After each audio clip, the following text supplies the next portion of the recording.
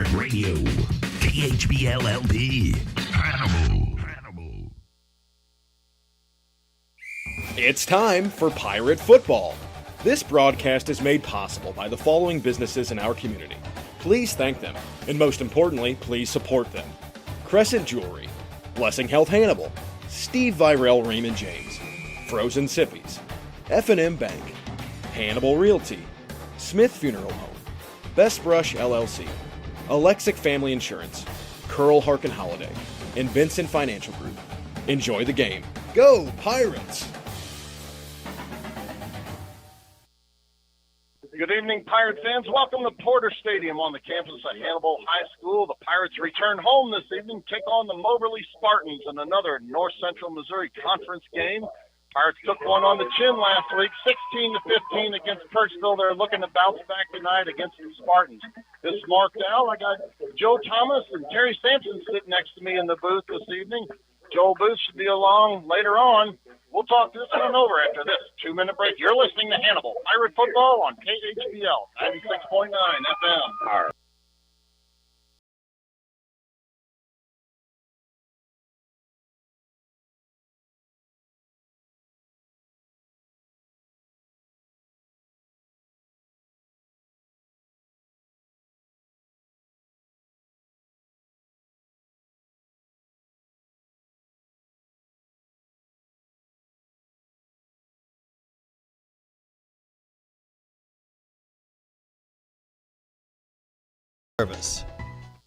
Howdy, Pirate Football fans. It's Alex Dalla here with Best Brush LLC, your local one-stop shop for all of your painting and pressure washing needs. Whether it's commercial or residential, from exterior to interior, on jobs big or small, we've got the experience and the equipment to tackle it all. Best Brush LLC can be contacted at 573-248-7704 for a no-obligation quote or found on Facebook, and we promise to always place our best brush forward. The law firm of Curl Harkin Holiday is proud to sponsor Hannibal High Football. They're a general trial practice law firm meeting your needs and exceeding your expectations in matters including family law, bankruptcy, and serious personal injuries. Choosing the right attorney is important. Curl Harkin Holiday will provide experience, integrity, loyalty, and dedication. The law firm of Curl Harkin Holiday, located at 999 Broadway, downtown Hannibal. Living in Northeast Missouri is a blessing. So is having access to exceptional health care. For more than 65 years, Blessing Health Hannibal has made access to high-quality primary care a priority. Need specialty care? We offer more than 20 specialties, including cancer and heart care, surgery, sleep medicine, and weight management. Your neighbors sharing your values. We are Blessing Health Hannibal, proud to be part of what makes life in Northeast Missouri a blessing.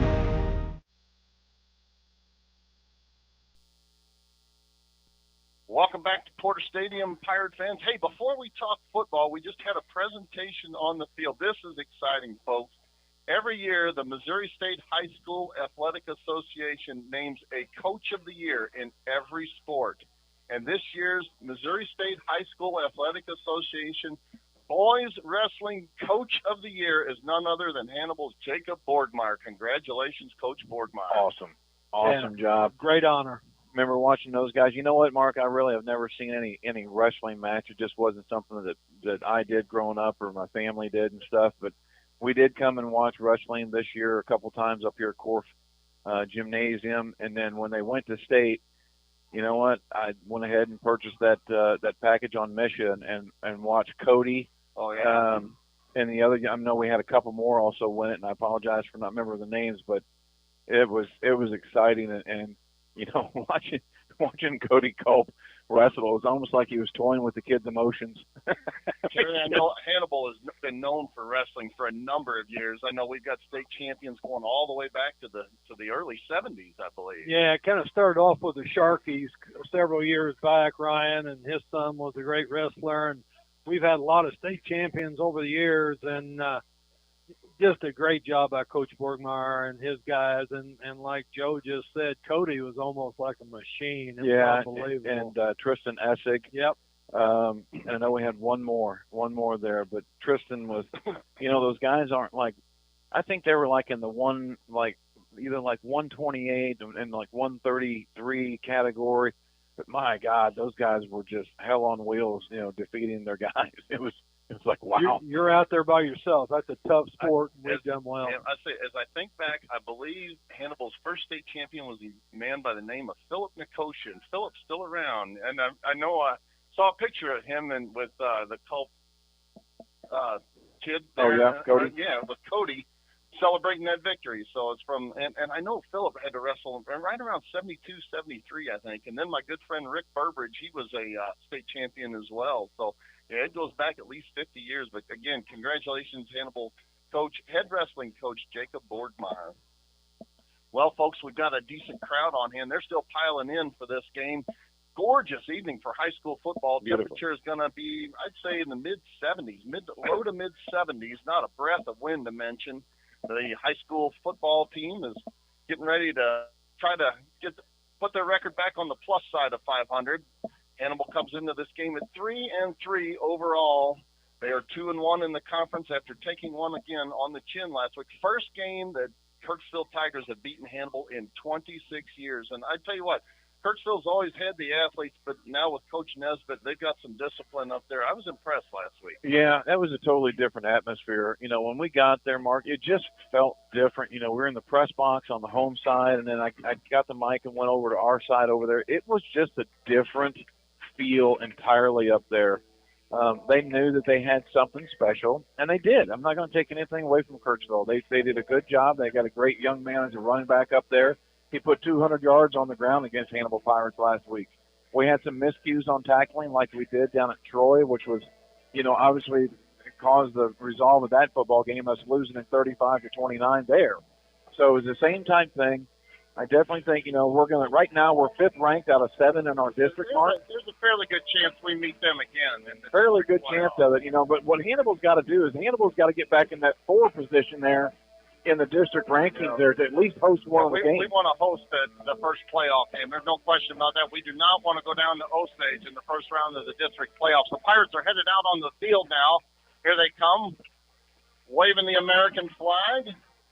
And, of course, they're in their home uniforms this evening, black on black. They've got pink trim, though, in honor of Breast Cancer Awareness Month. A lot of pink in the stands there, Terry. Yeah, there sure is. It's a nice honor for those that have survived cancer and fought that horrible disease. And, we need to right the ship tonight, Mark. And, Joe, we need to get back on the winning track and win out and head in the district with a positive attitude.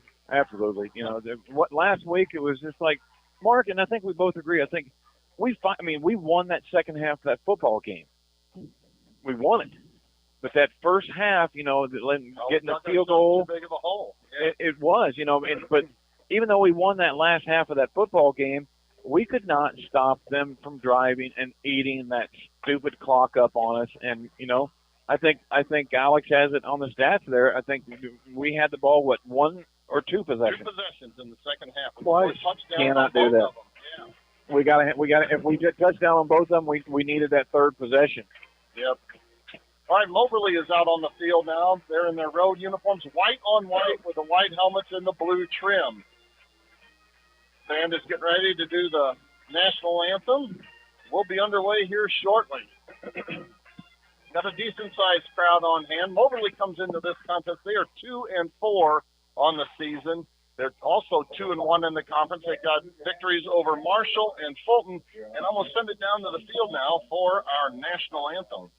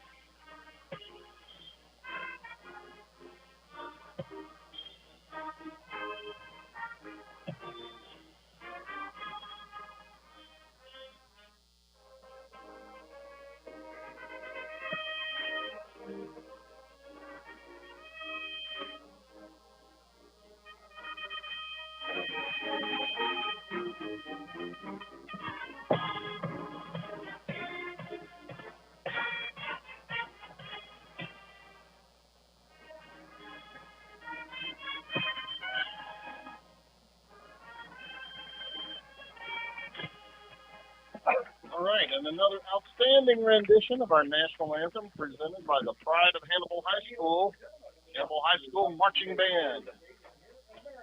So, yeah, you talked about a little earlier. It's going to be important that the Pirates establish something early on this evening, I think. Yeah, I do too, Mark.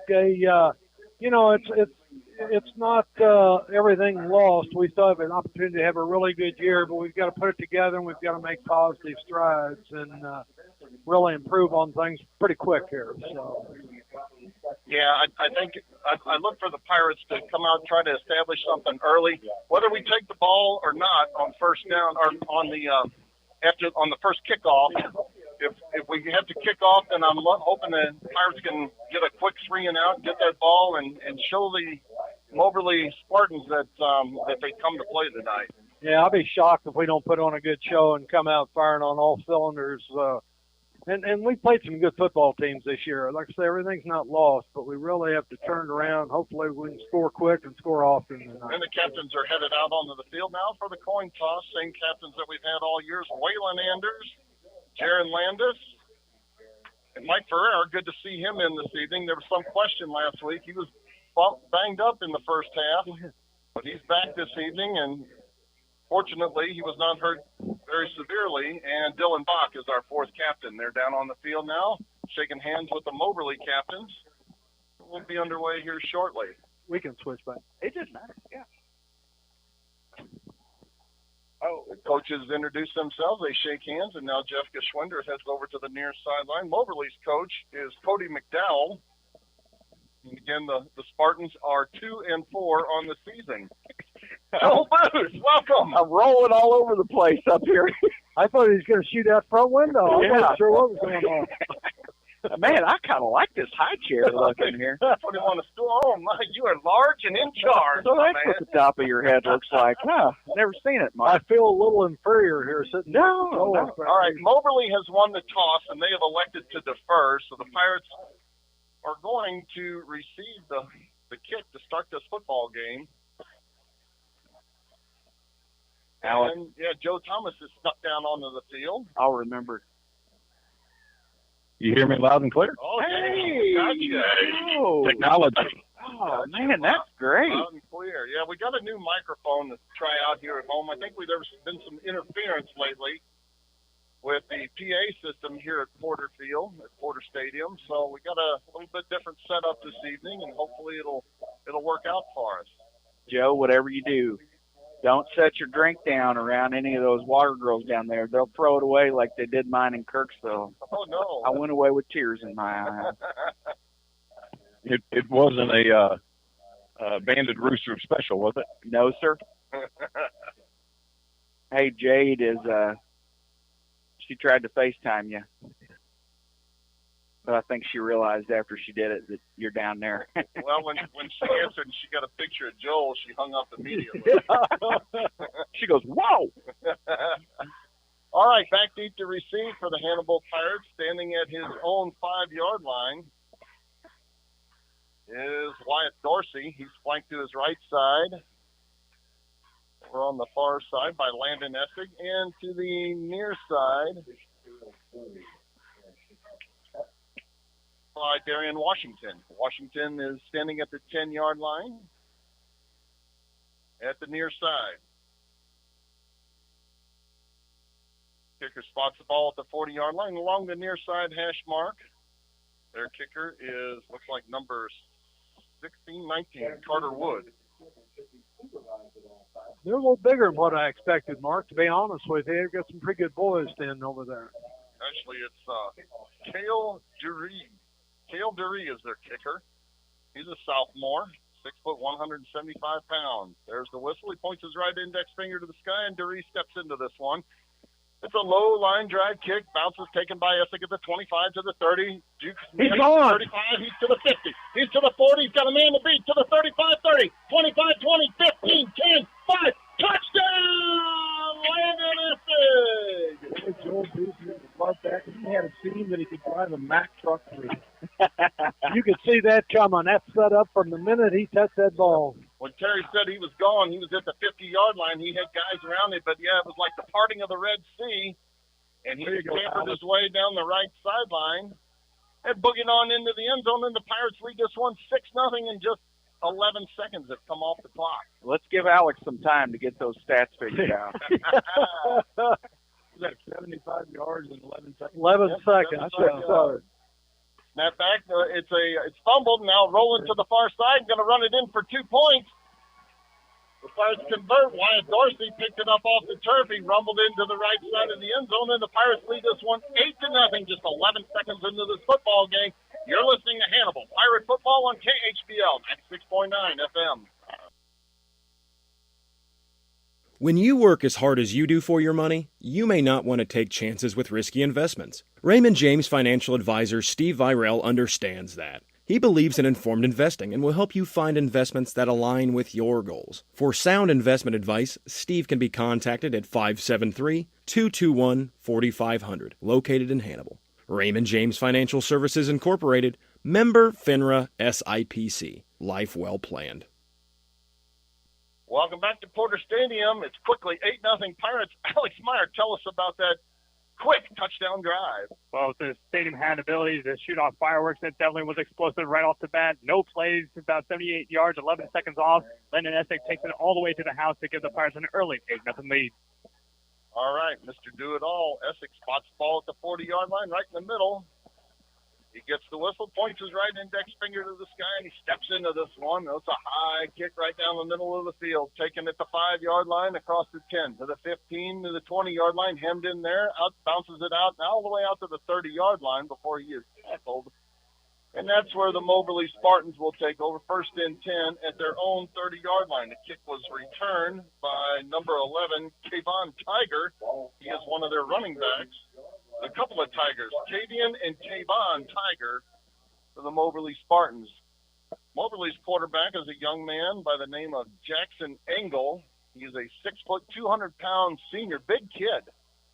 Yeah, solid kid. He'll come set under center, and he's got a split backfield behind him now. Double tight end set out to the far side on 1st and 10. Engel takes a snap, play action pass, rolls to the near side. He's got pressure now. He unloads it over the middle and is incomplete. You know, guys, we talked about earlier, but if they don't come out fired up tonight, they're not going to, and they've got to take control early and often. Yes, sir. I'm anxious to see how the defense responds to Moberly's offense. They usually have very good athletes at Moberly. Sometimes their execution is a little lackluster. They got a pretty good sized kid over there on the offensive line. He is playing, looks like left tackle. We'll look him up here in a minute. Out of the shotgun this time. Engel takes a snap. It's an option play. He pitches it right and run out of bounds along the near sideline after about a 6-yard gain is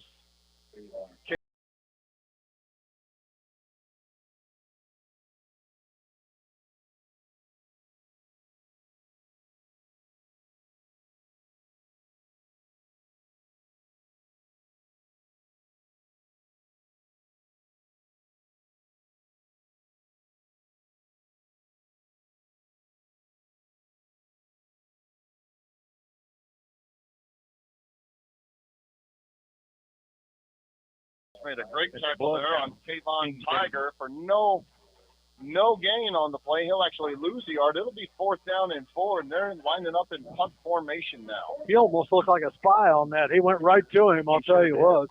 He's got a nose for the ball, that's for sure. Landon Essig and is to the near side. Washington to the far side. Darion's licking his chops after he's seen Essig run that kickoff back. And this punt is to Essig. He takes it at the 30-yard line, runs to the far sideline, trying to get to the far sideline. He gets around the edge. He's to the 40, to the 45, 50, cross midfield to the 45, and down at the 42-yard line. We keep this up all night long. Gary, that young man is fast. Almost returned it to their line of scrimmage. Yeah, Joel, he took off with that, Joel, and I got tired. Well, he's standing field position. He might be able to beat me in the 40. You never know. It'd be close. Yes, sir, I agree. Essex, one of those kids 40 words. Oh, no, we got a penalty against the Pirates, though, so that's going to push us back to our side of the field. Holding against the Pirates pushes us all the way back to our 43-yard line. That's where we'll take over. Ball is on the far side hash mark. Essex is one of those kids. He's got speed. He's one of those kids that can flip the light switch off and be in bed before it's dark. That's pretty fast. That is pretty fast. 1st and 10 now for the Pirates from their own 43-yard line. Waylon Anders under center, split backfield behind him. Quarterback keeper this time. He scoots ahead for a couple of yards. He pulled the ball away from Ferreira at the last second. He'll get 3 yards on that. It'll be 2nd down and 7 from the 46-yard line. I can see us control the clock this week. Twin receivers come out wide to the near side now. Anders under center again. Moberly threatens a blitz. Here's a handoff in the backfield, and Ferreira is crushed for about a 4-yard loss. Ooh. There was no blocking on the left side of the line, and Moberly almost took the handoff there. They knocked him down for a 5-yard loss, and that will make it 3rd down and 11. Keegan Graves made a really nice stop for Moberly on that play, number 24, and just a sophomore. 3rd down and 11 for the Pirates. From their own 41-yard line. Waylon Anders under center with twin receivers out to the far side of the field. Play action pass. Rolls to the far side. It's a screen pass. Caught, but knocked down immediately. Well read by Moberly, and probably losing a yard on that screen pass. That's out. Tyler really Fanning. quick. Yep. Moberly is well coached on defense, and they've definitely watched some film. So a quick 3-and-out for the Pirates. They scouted those plays out pretty well, I'll tell you what. Yep.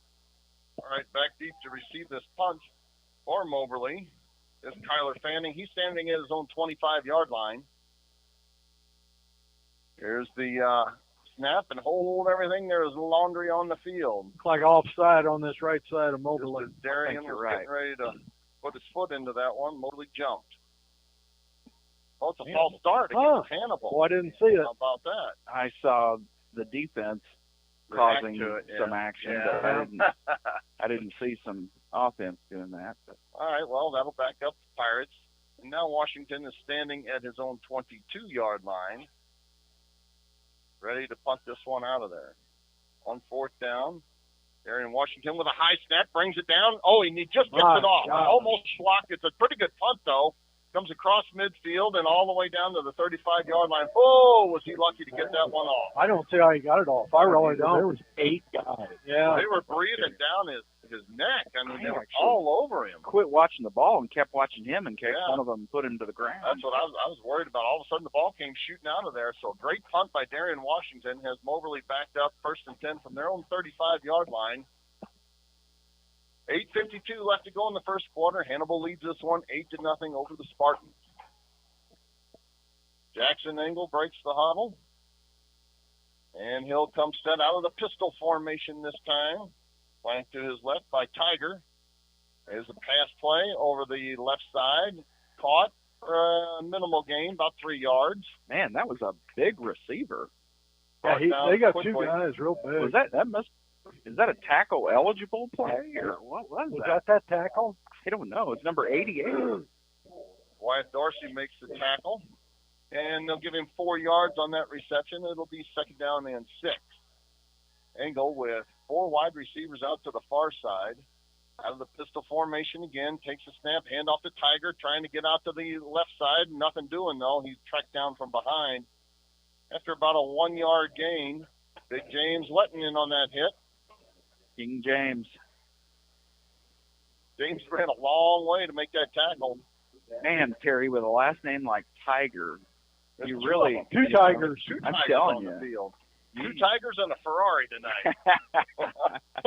I'll raise your 2 Tigers, 1 Ferrari. I'll take the Ferrari. All right, empty backfield now on 3rd and 6. Quarterback keeper up the middle. He's crossed 50-yard line to the 40. It's a foot race down the middle of the field to the 20, the 15, the 10, and tackled from behind at the 5-yard line. There was nothing fancy at all about that play. Jackson Engel went right up the middle, and he gashed the Pirate defense for about a 50-yard gain, and they'll set up inside of Hannibal's 10-yard line. 1st and goal from the 6. That kid had some speed. He went through there in a hurry. That was a good, strong run by a very physical quarterback. We'll call it the 7-yard line. Yeah, he's a big kid. You're not going to bring him down with an arm tackle. He's a 200-pound quarterback. And Engel will come set now, under center this time with a split backfield behind him. Hand off up the middle and into the end zone. Touchdown. Number 14, that is Josiah Owen, and he went right up the gut as well. They're going to hit the middle instead of the outside, it looks like. I think you're right, Terry. Boy, he went in untouched, too. I'm not sure that Hannibal's defense was ready for this high-caliber Moberly offense, which I've heard about. But So that makes it 8-6 now with the extra point pending. Snap back, the ball is down, the kick is blocked. Terry, I didn't believe that Moberly had a high-powered, high-caliber offense. They're 2-4. I really didn't know much about them, but they looked pretty impressive on that drive. They really did. Well, 7:15 left to go in the first quarter. Pirates lead this one 8-6. You're listening to Pirate Football on KHBL 96.9 FM.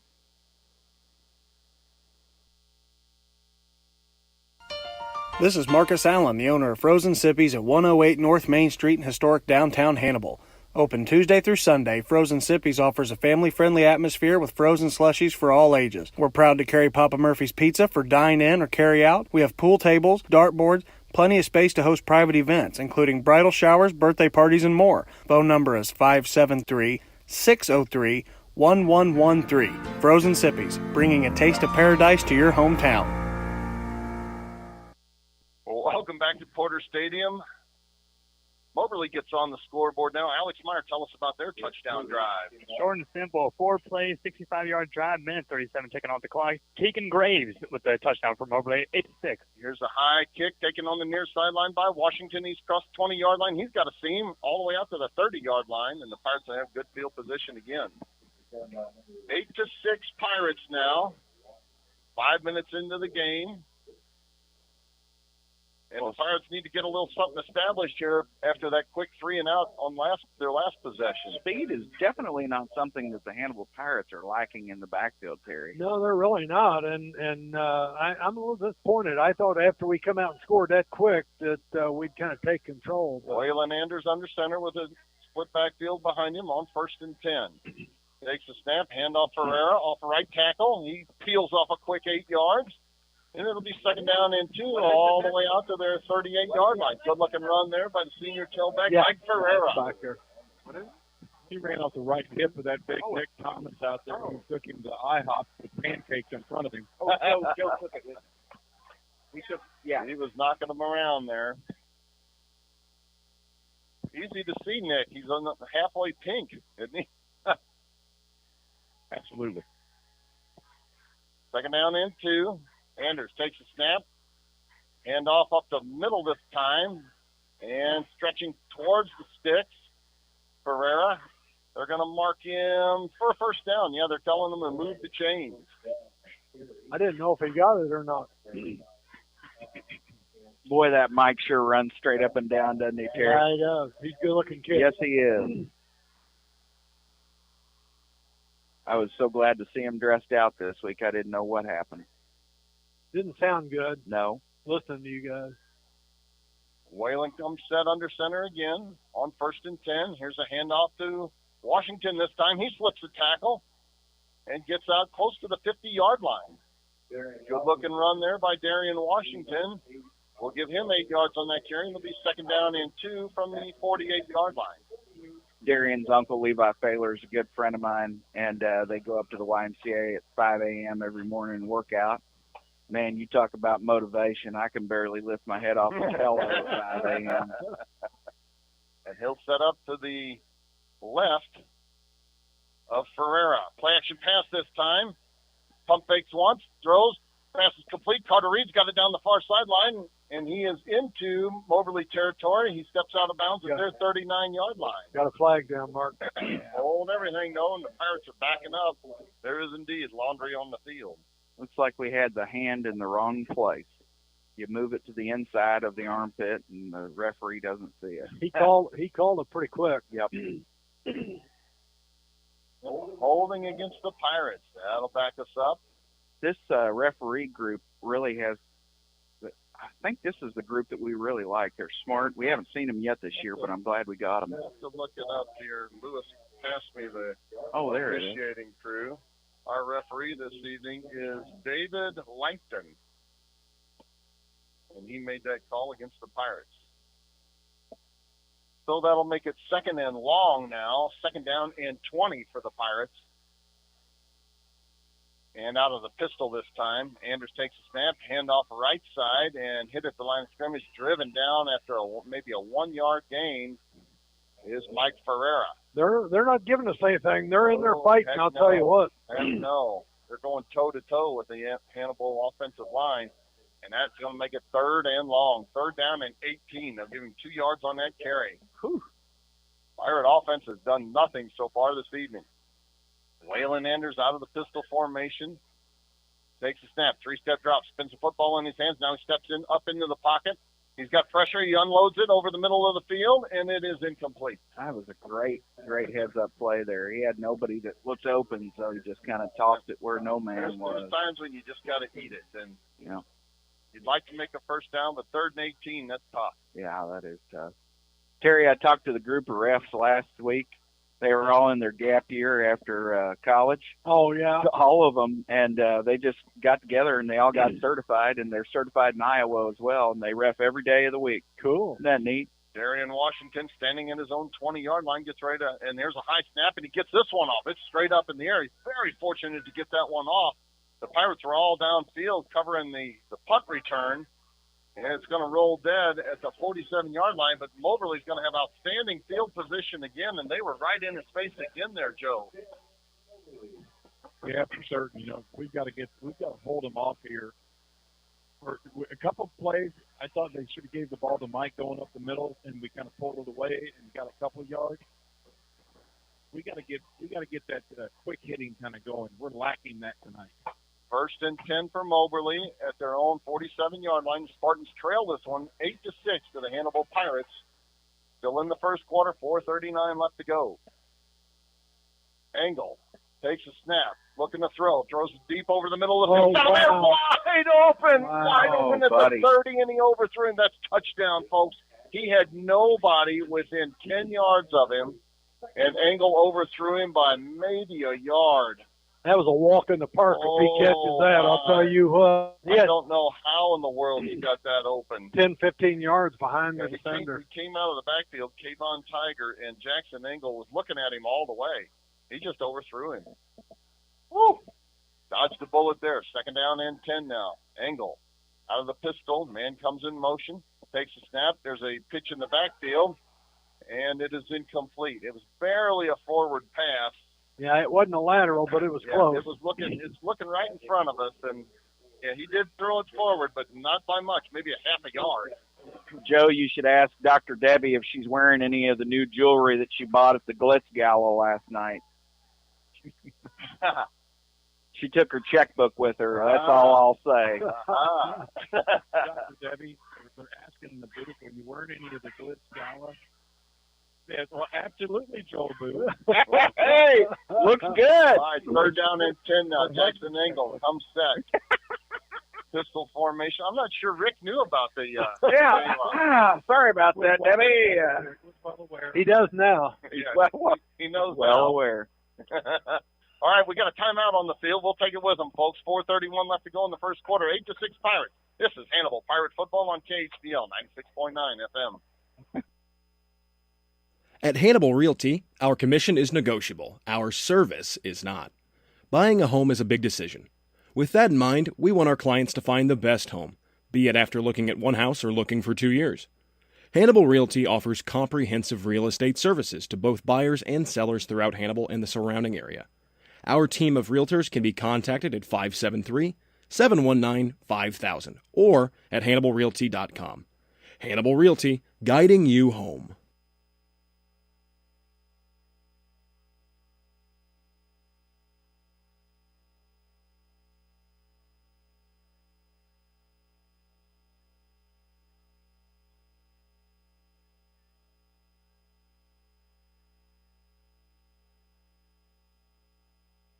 All right, welcome back to Porter Stadium. On 3rd and 10. Engel comes set out of the pistol formation, takes a snap, fades back, looking to throw, throws it deep over the middle of the field, and it is incomplete. Fortunate. Well covered, though. And that's going to make it 4th down and 10. He had eyes only for one receiver. That was number 5, Ethan Land. He's got too much time, Joe. We need a little more pressure in there. That's for sure.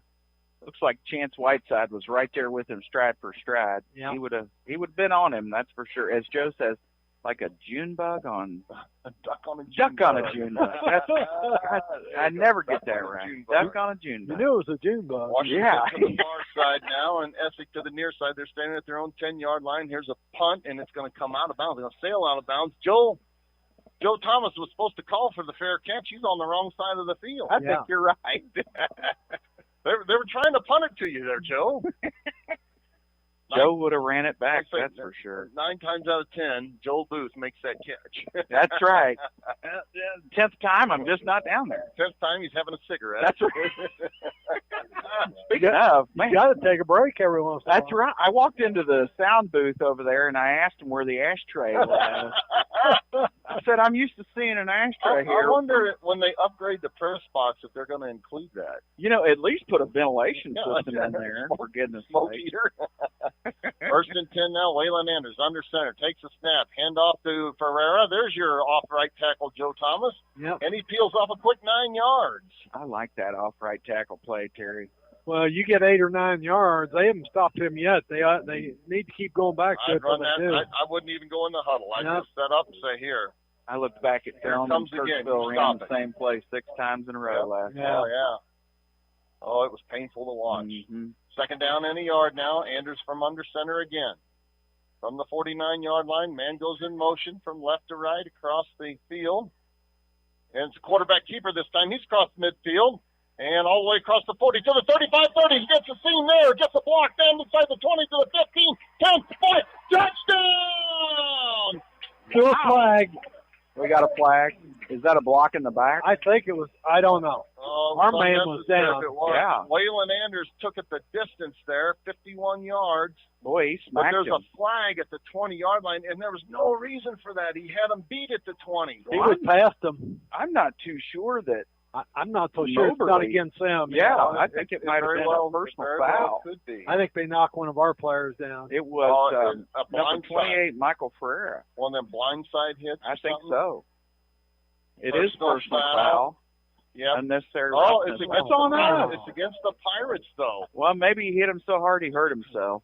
He was well past that. That's just throwing. I don't that doesn't understand make any that sense. at all. Not only does it negate Yeah, there was no touchdown, reason for that. it pushes them back. Doggone it. Oh, my goodness. What a huge penalty against the Pirates there. So Man, I hate to see all the way up to their 35 yards. It's still a pickup of 16, but you take 6 points off the board. Oh, shoot. Too late in the year to be making those kind of mistakes. You just can't do it. Yeah. I like to see Bumgardner over there running for his money, man. He's on the chain crew, so it's nice to see him getting going.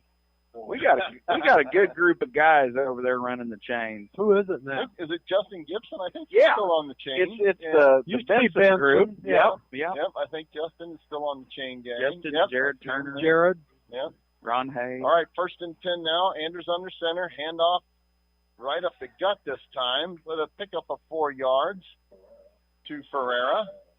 Man, and I they'll tell have you a what. 2nd down and 6 from the 32. That interior D-line for Moberly is physical. Yeah, they are. They're playing tough. They sure are. They're not giving us anything. No, sir. You hang a couple on them, though, they tend to fold up their tents.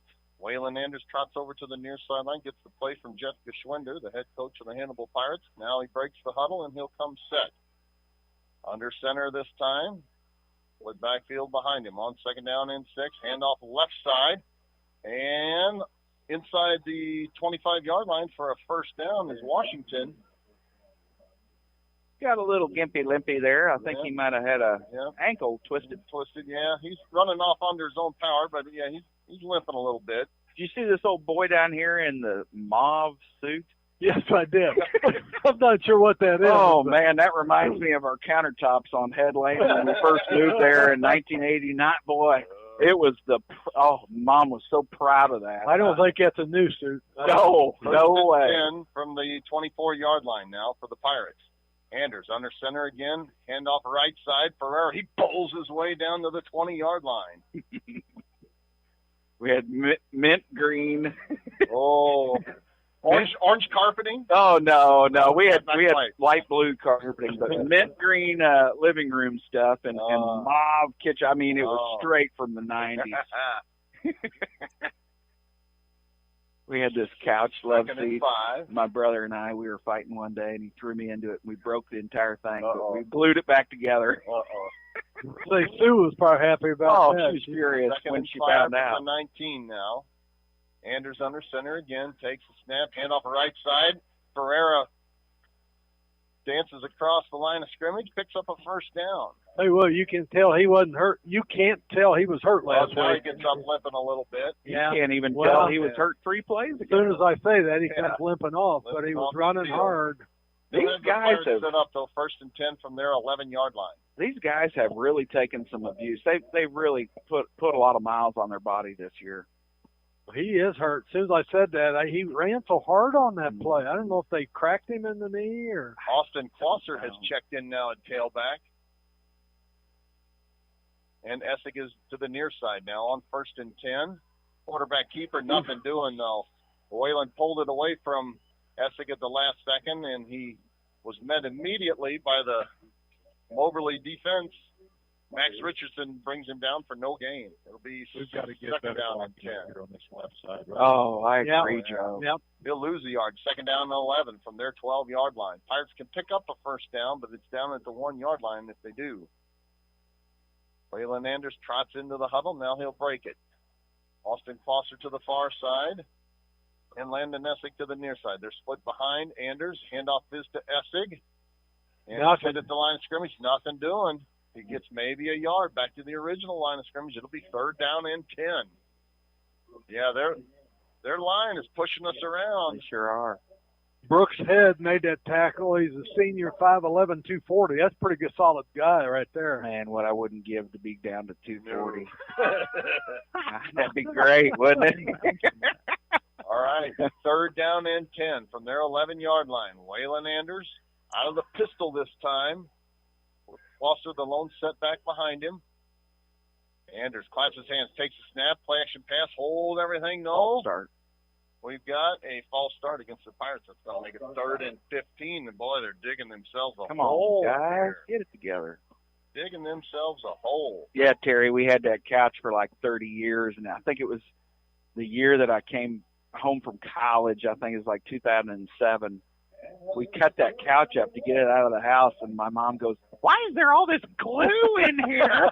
That'll be the end of the first quarter. Our score, Hannibal 8, Moberly 6. This is Hannibal Pirate Football on KHBL 96.9 FM. Crescent Jewelry has always been the Hannibal Pirates' #1 fan. They know and appreciate the efforts and determination these young men must have to enjoy a successful season. Crescent Jewelry has used the same principles to run their business. Your local hometown jeweler for all your jewelry needs is Crescent Jewelers. They offer quality jewelry. Like the Pirates, they try hard to go that extra yard. Crescent Jewelry, 207 Broadway in downtown Hannibal since 1842. Smith Funeral Home and Chapel started in 1888, serving others as they would want to be served, with reverence, respect, and responsibility. Services are personalized and specific to each family. Smith Funeral Home and Chapel is proud to have provided over 130 years of service to the Hannibal community and the surrounding area. Brent Massey and staff wish the best of luck to the Hannibal High School Pirates.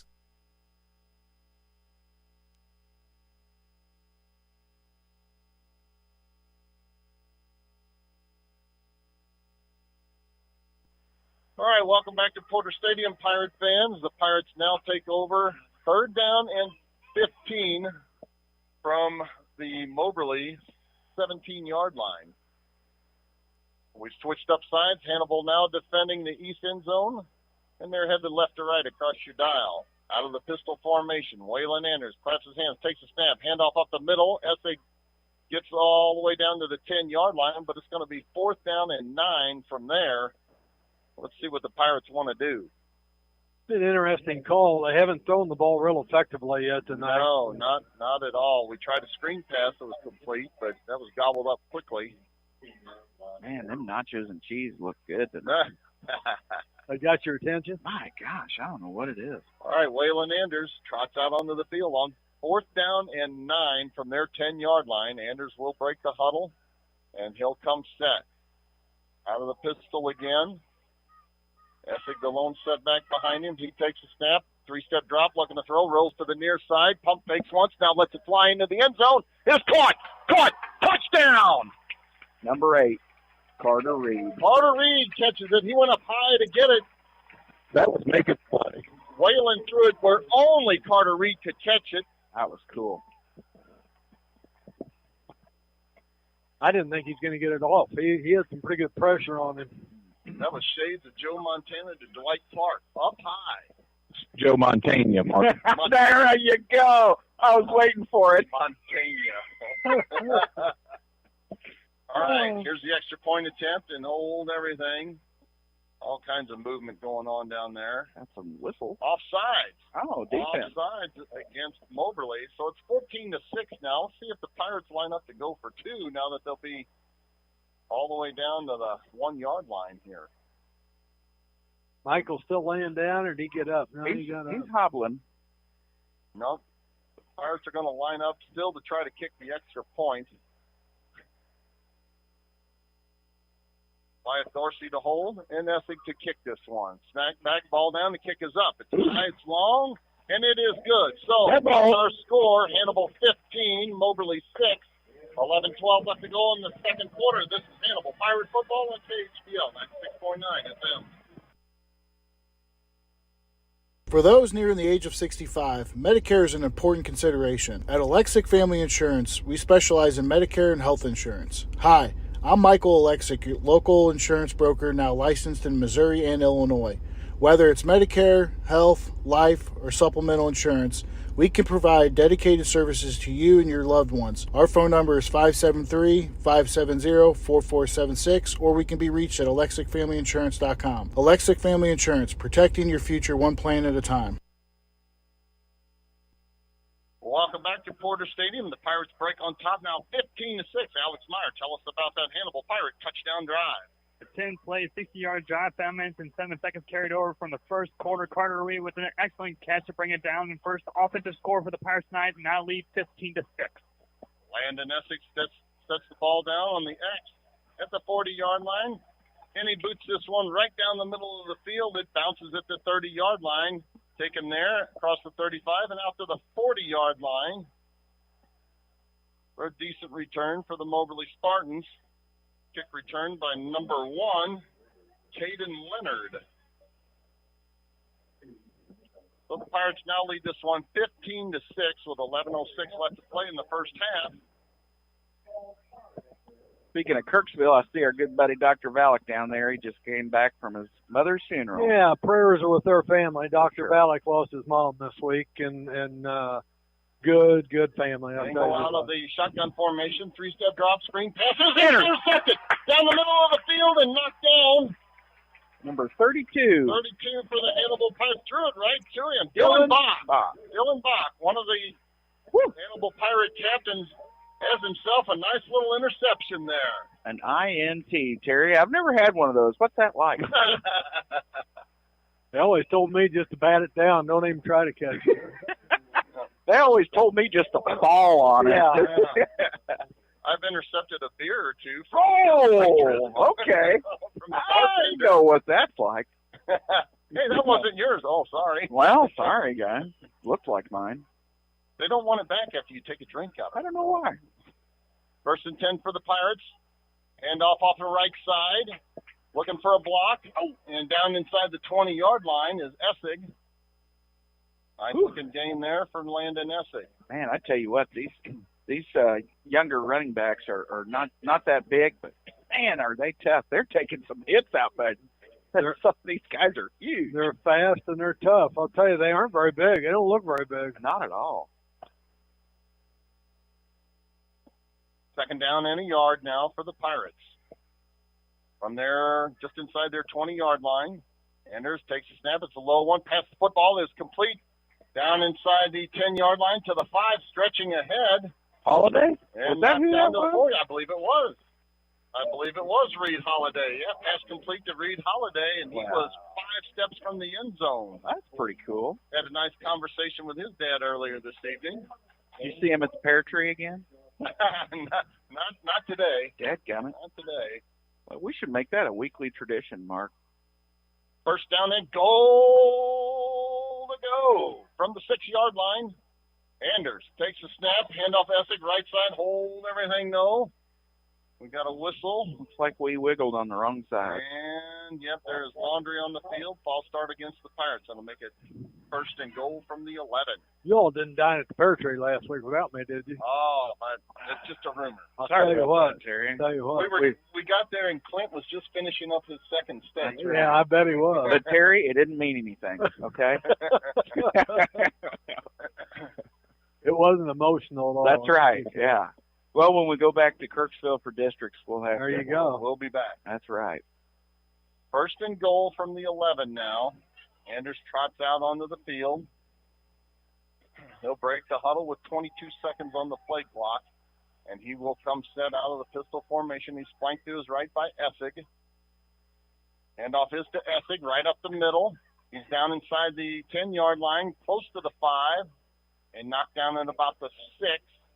For a pickup of 5, and it'll be second and goal. He gets a lousy spot on that one from the 7-yard line. You know, Terry, a lot can happen between now and then, but if we're thinking about Kirksville, guarantee you the rest of the team is. Oh, That's how we're going to absolutely. be there for district championship. Well, we were looking tonight. Hannibal's 5th right now in the district out of 7 teams. And if the district were over, if the season were over today, we would go to Osage for a first-round district game. Ooh, that's a rough one. Yeah. Second and goal for the Pirates from the 7-yard line. Whalen takes a snap, fumbles the football. Now he gets it back, and he runs into the end zone. The touchdown.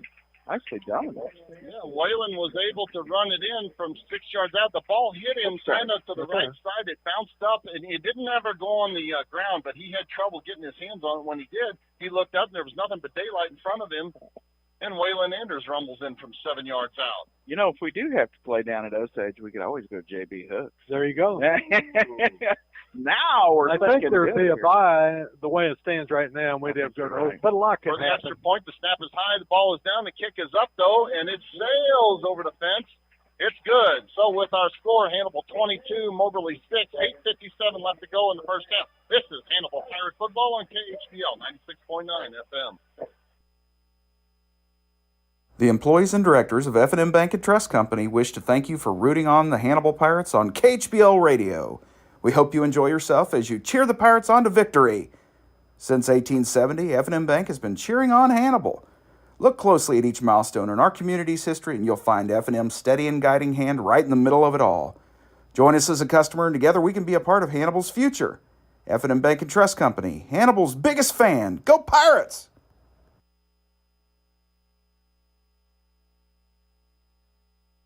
Pirates now lead 22 to 6.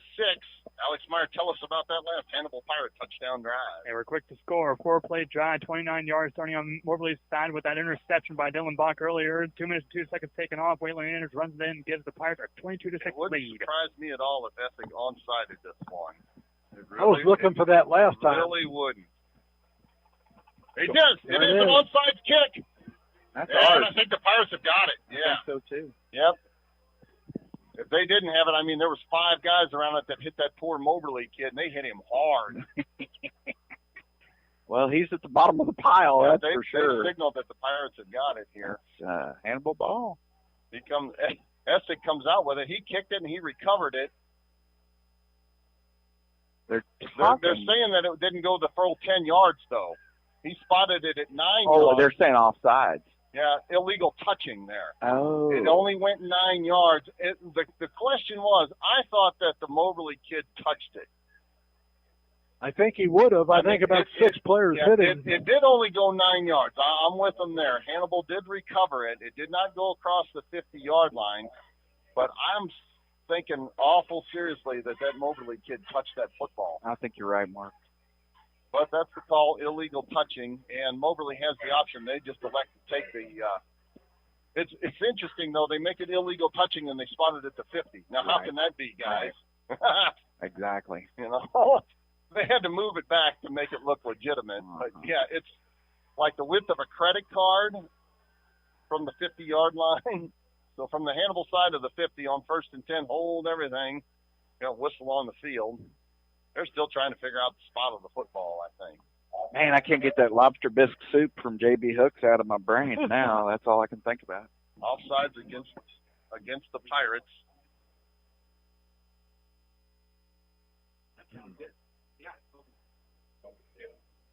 And that's going to make it 1st down and 5 from the Hannibal Pirates 45-yard line. Here's a handoff to King off a right tackle. He'll get a couple of yards. Actually, that's a different ball carrier that time. That's number 47. That's a fullback. Carter Grant, 42. That quarterback does a nice job of running the handoff the option. That was real smooth that time. He's 2nd down and 2 now. And Engel out of the pistol again. Takes a snap, handoff to King this time, or to Tiger. Tiger's got it down inside the 40-yard line, and he'll have a 1st down. That's Kayvon Tiger.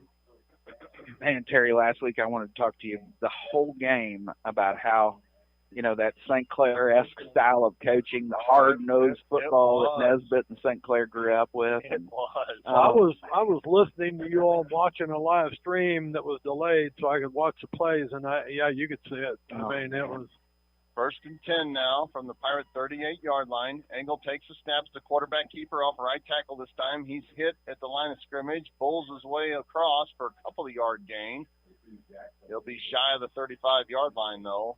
It'll be 2nd down and 8 from the Pirate 36-yard line. They really are better offensively than I expected. The only thing he's done wrong was he shouldn't have thrown that screen pass. He threw it right to a Hannibal player. Oh, it was. I don't know who he was intending to throw it to. No.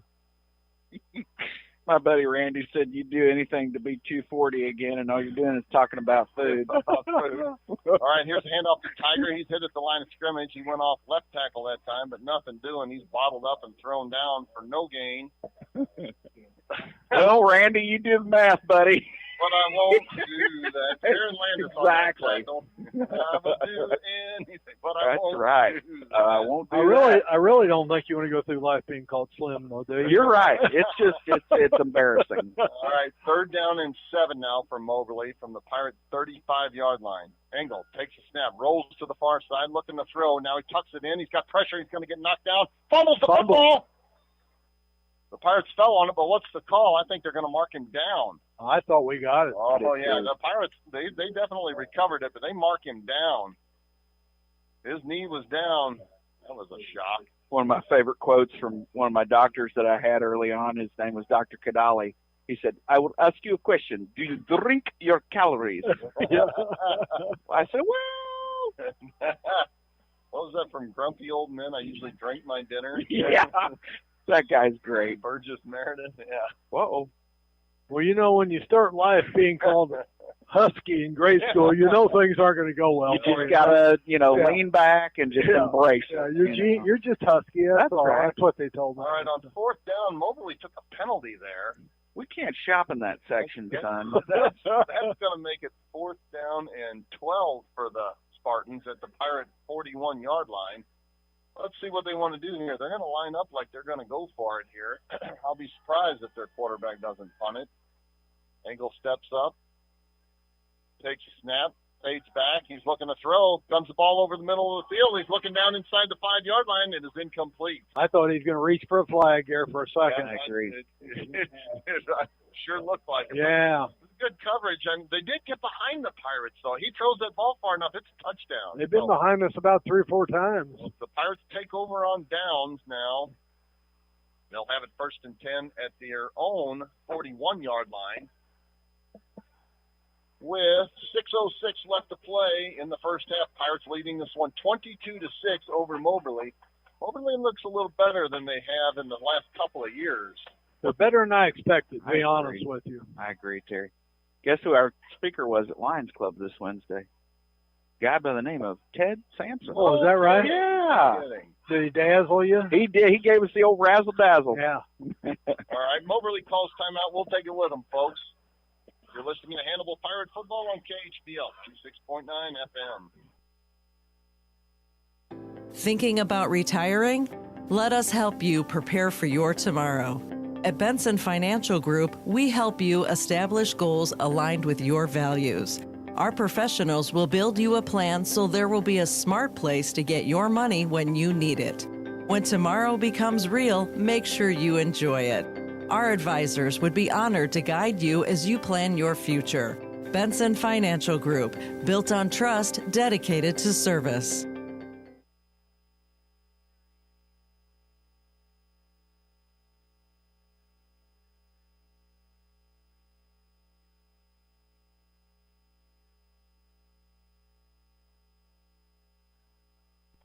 Well, welcome back to Porter Stadium. While we got a minute, I want to mention that tonight's Hannibal Pirate KHBL Player of the Game will receive 2 free slushies and a Papa Murphy's Pizza compliments of frozen sippies. Ooh.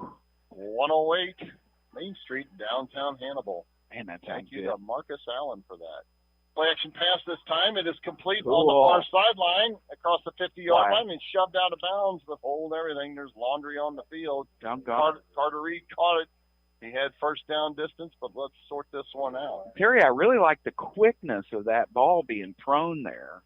Well, I've said this for 800 years. I really like going to the tight ends and little Yeah. slant patterns Little in hitch high school. patterns. Yeah, think so, Hitch too. pattern. They're hard to defend. And they're especially hard when your offensive line is holding. Yeah. That doesn't make it easy, does it? And that'll back the Pirates up to their own 39-yard line. But it'll still be first down and 12 from there, the 39-yard line.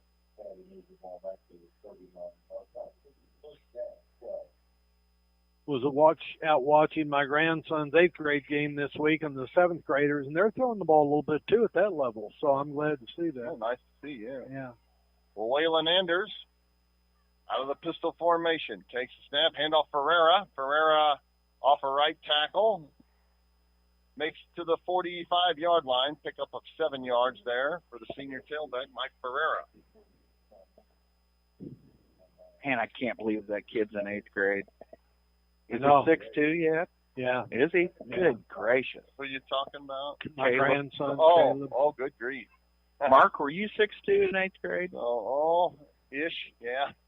Good grief. Yeah, I think I was about 6'5" in 8th grade. Good. Yeah. All right, here's a pitch out to the left side now, short side of the field. And first down yardage there across midfield for Mike Ferreira. He is into Moberly territory, and he'll have the Pirates set up first and 10 from their 48-yard line. Hear me okay? Okay, buddy. You know, we haven't talked about tonight yet, guys. That's kind of big news about the conference disbanding. I know it's been coming, but crazy. Yeah. What's going to happen? I don't know. Yeah, there's not a lot of good options there. No. Under center this time is Waylon Anders. He takes a snap, handoff Ferreira. Right up the gut, peels off another 5 yards. They'll give him on that carry. It'll be second down and 5 from the 44-yard line. I heard maybe 1979 was the start. Does that sound right, Terry? Probably. Yeah. We were in the OCMO conference years ago, and then they switched into that a long time ago. Okay. Sure. I was just looking. This is actually the 55th meeting between Hannibal and Moberly. Yeah. Hannibal enjoys a 46-7 record all time against the Spartans.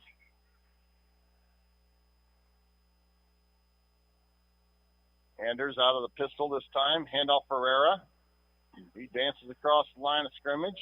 Picks up 4 yards. It'll be about a yard shy of the first down. I sure would. Inside the 40-yard line. Sure would hate to see some of those storied rivalries that Hannibal's had over the years go to waste. Well, I think probably realistically the best place for us would be down central Missouri with the Columbia and the Jeff City schools. That'd be great. I hope that can I happen. don't know if they'd let us in or not. I don't think they would probably, but Man, that'd be If, nice. if though. nothing else, maybe it opens up rivalry games against Quincy and Quincy Notre Dame again.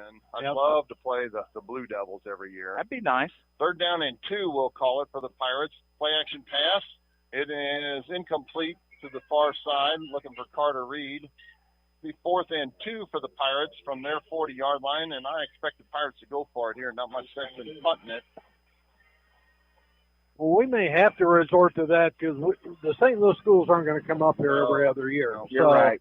You're right. We may have to resort to the Quincy's and the Burlingtons or the Fort Madison, schools like that, maybe, in addition to hopefully Troy and Wentzville, schools like that. Man, that'd be great. All right, on 4th down and 2 now. When receivers bounce out wide to the near side now. Waylon Anders takes a snap, handoff for Ferrari. He's trying to get off right tackle. Nope. Nothing doing. He's going to get tackled for a loss, and Moberly's going to take over on downs. He had no blocking in front of him that time. It's like, Joel, why would you send your big workhorse that should go up the middle out and around? Out and around. That's a great question, Joe. I'm not sure that was the best call. Not on 4th and 2, you don't. He's been doing well up the middle. Yeah. As well. Been making his living up the middle. Why send him out? He's been getting 3 to 5 yards, 6 yards every carry up there. All right, so Moberly takes over 1st and 10 from their 44-yard line. And Jackson Engel comes set. Play action pass. He's looking to throw. He does throw and is incomplete. They just don't have any kind of passing game whatsoever. They're getting open. He just doesn't get it to them. Yeah. Or if he does, they can't catch it. Yeah. He should have caught that ball. Should have caught that one. It hit him in the hands. And that's incomplete. So it'll be 2nd down and 10 from their own 44-yard line. I was saying last week when they were ringing the bell in Kirksville, that's the first time I've ever seen it ring. I don't know if I have. Well, like I said, 26 years. Mm-hmm. All right, here's a handoff to Tiger. And Tiger is across the line of scrimmage for a 3-yard gain. You know, the only thing that I'm happy about with that, Greg Nesbitt's a pretty classy guy, and I'm glad to see him doing well. I agree 100%. Yep. That reminds me of that line from Grease. He says, "We'll come back and ring that victory bell," Yeah. like we always wanted to. 3rd down and 7 now from the Spartan 47-yard line. Engel takes a snap. It's a low snap. It's an option play. Now he pitches it out. Nothing doing, though. Tackled for a 2-3 yard loss. Boy, 67 was holding on to Dylan Bach right in front of the ref, and he never threw the flag out. Rhett Wilburn, a senior. So he's perfected that over the last 3 years. It's only holding if they call it. 6'7", 245. That's a big boy. That's a 4-yard loss, even with the hold. We had a big dog on Kirksville squad last week. Man, was he a giant. Oh. Yeah, he was. I saw it. He was 7'4" and 480 pounds. 4% body fat. 4th down and 11 now, and the Pirates call timeout. They're looking to get the ball back. Decent field position with 1:40 left to go in the football game. And the Pirates leading this one 22-6. Kind of a slow to develop game here, guys. The Hannibal Pirates, of course, took the opening kickoff and rumbled into the end zone. Been years since I've seen us run a kickoff back, much less the opening kickoff.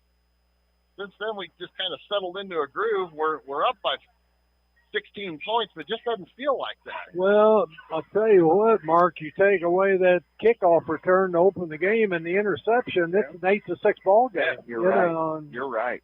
That's a good point. We just haven't consistently looked that sharp tonight. We haven't done anything to dazzle anybody. No. That's for sure.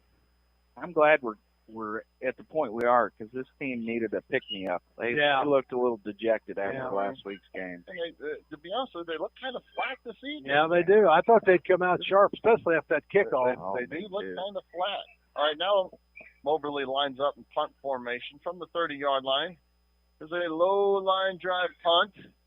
And, gets a great Spartan roll all the way down inside the 10-yard line. It's going to be downed at the 9, and that's where the Pirates will take over 1st and 10 from their own 9 with a minute and 28 left to work with in the first half. Terry, can you imagine being a punter and seeing the Hoskins boy come rumbling, bumbling, stumbling toward you? No. See that dinosaur coming across the line? Woo.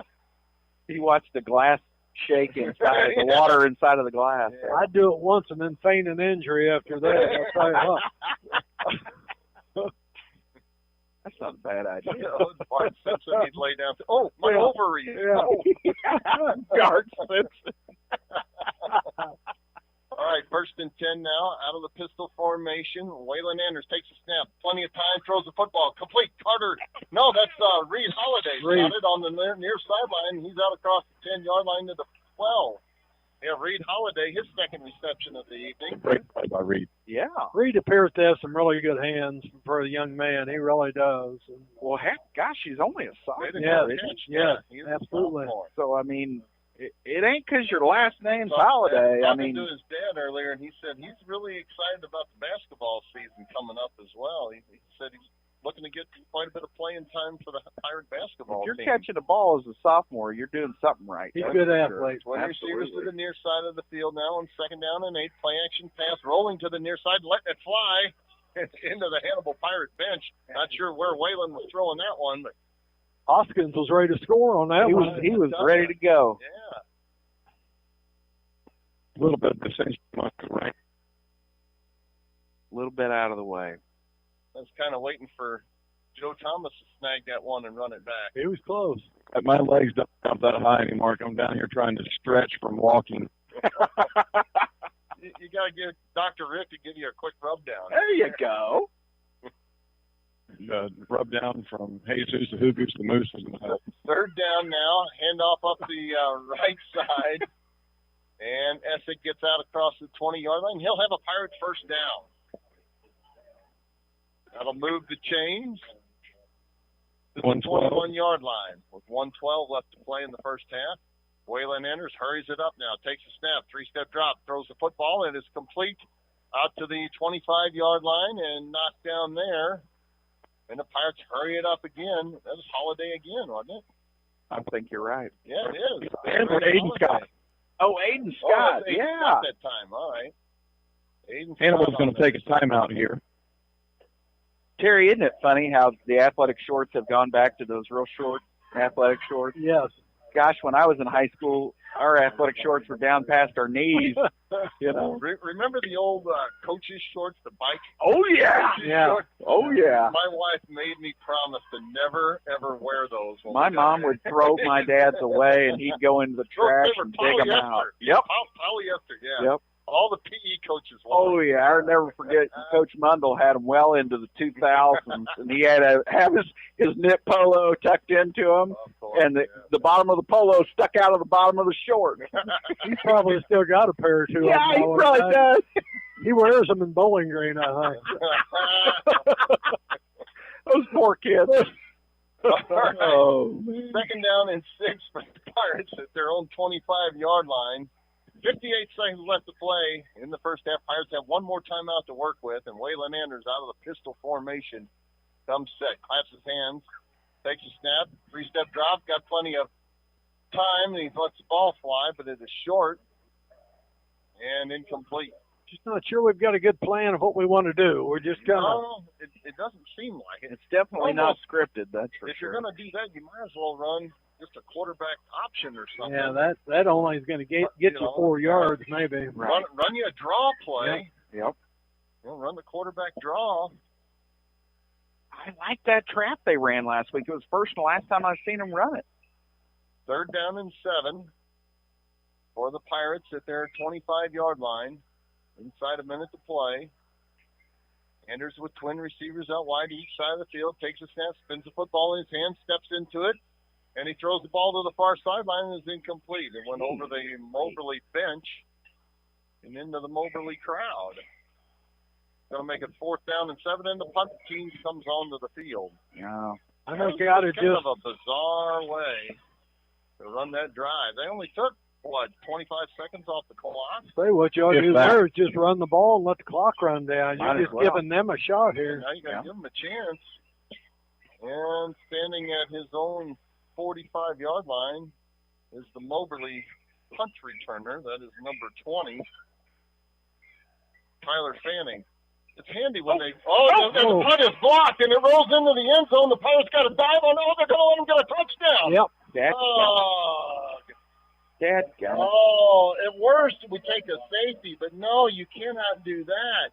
Exactly what I was talking about when you don't run the Yeah. clock down. You're right. Yeah, Moberly blocks the punt. Yeah. They get it in the end zone. They recover it, and that makes it 22-12 now. And Moberly gets the second half kickoff. Yeah. So, that's ugly, ugly, ugly. Not going to say the name, but I guarantee the kid that was near that ball will never forget that, and he knows from now on. He had a chance to dive on it. Yep, he knows from now on. He had the best chance to dive on it. Next time he will. All right, Moberly is going to line up to go for two now. 22-12 Hannibal. Moberly lines up to go for the 2-point conversion.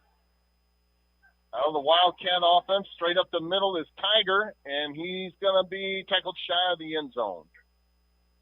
Tiger took the direct snap, ran right up the middle. Kayvon Tiger was tackled at the half-yard line, though, and that makes it 22-12 with 40 seconds left to play in the first half. It's Hannibal Pirate football on KHBL 96.9 FM. When you work as hard as you do for your money, you may not want to take chances with risky investments. Raymond James financial advisor Steve Virel understands that. He believes in informed investing and will help you find investments that align with your goals. For sound investment advice, Steve can be contacted at 573-221-4500, located in Hannibal. Raymond James Financial Services Incorporated, member FINRA SIPC. Life well planned. Welcome back to Porter Stadium. Moberly's making it interesting. 22-12 now with 40 seconds left to go. Alex Meyer, tell us about that Moberly touchdown. Wasn't really much to talk about. A blocked punt that went in opposite direction, and Moberly was able to fall on it in their own in the end zone of Hannibal, and they get a touchdown out of it. 2-point unsuccessful. 22-12 still in favor of Hannibal. And here's the kick. It's a high one, taken along the far sideline at the 20 to the 25, 30-yard line. Stutter steps a man there. Essig trying to get to the far sideline, and he's out across the 40-yard line to the 41. Pirates have decent field position. Not a lot of time to work with, though. 34 seconds, one timeout on the clock. You know, guys, they've almost blocked 3 punts tonight. I mean, they come close on the first 2.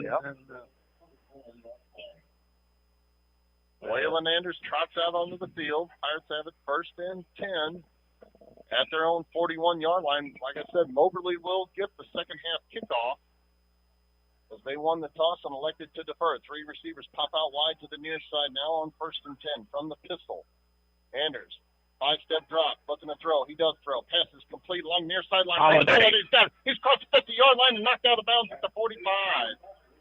Reed Holiday is putting together one heck of a game this evening for the Pirates. He looks good today.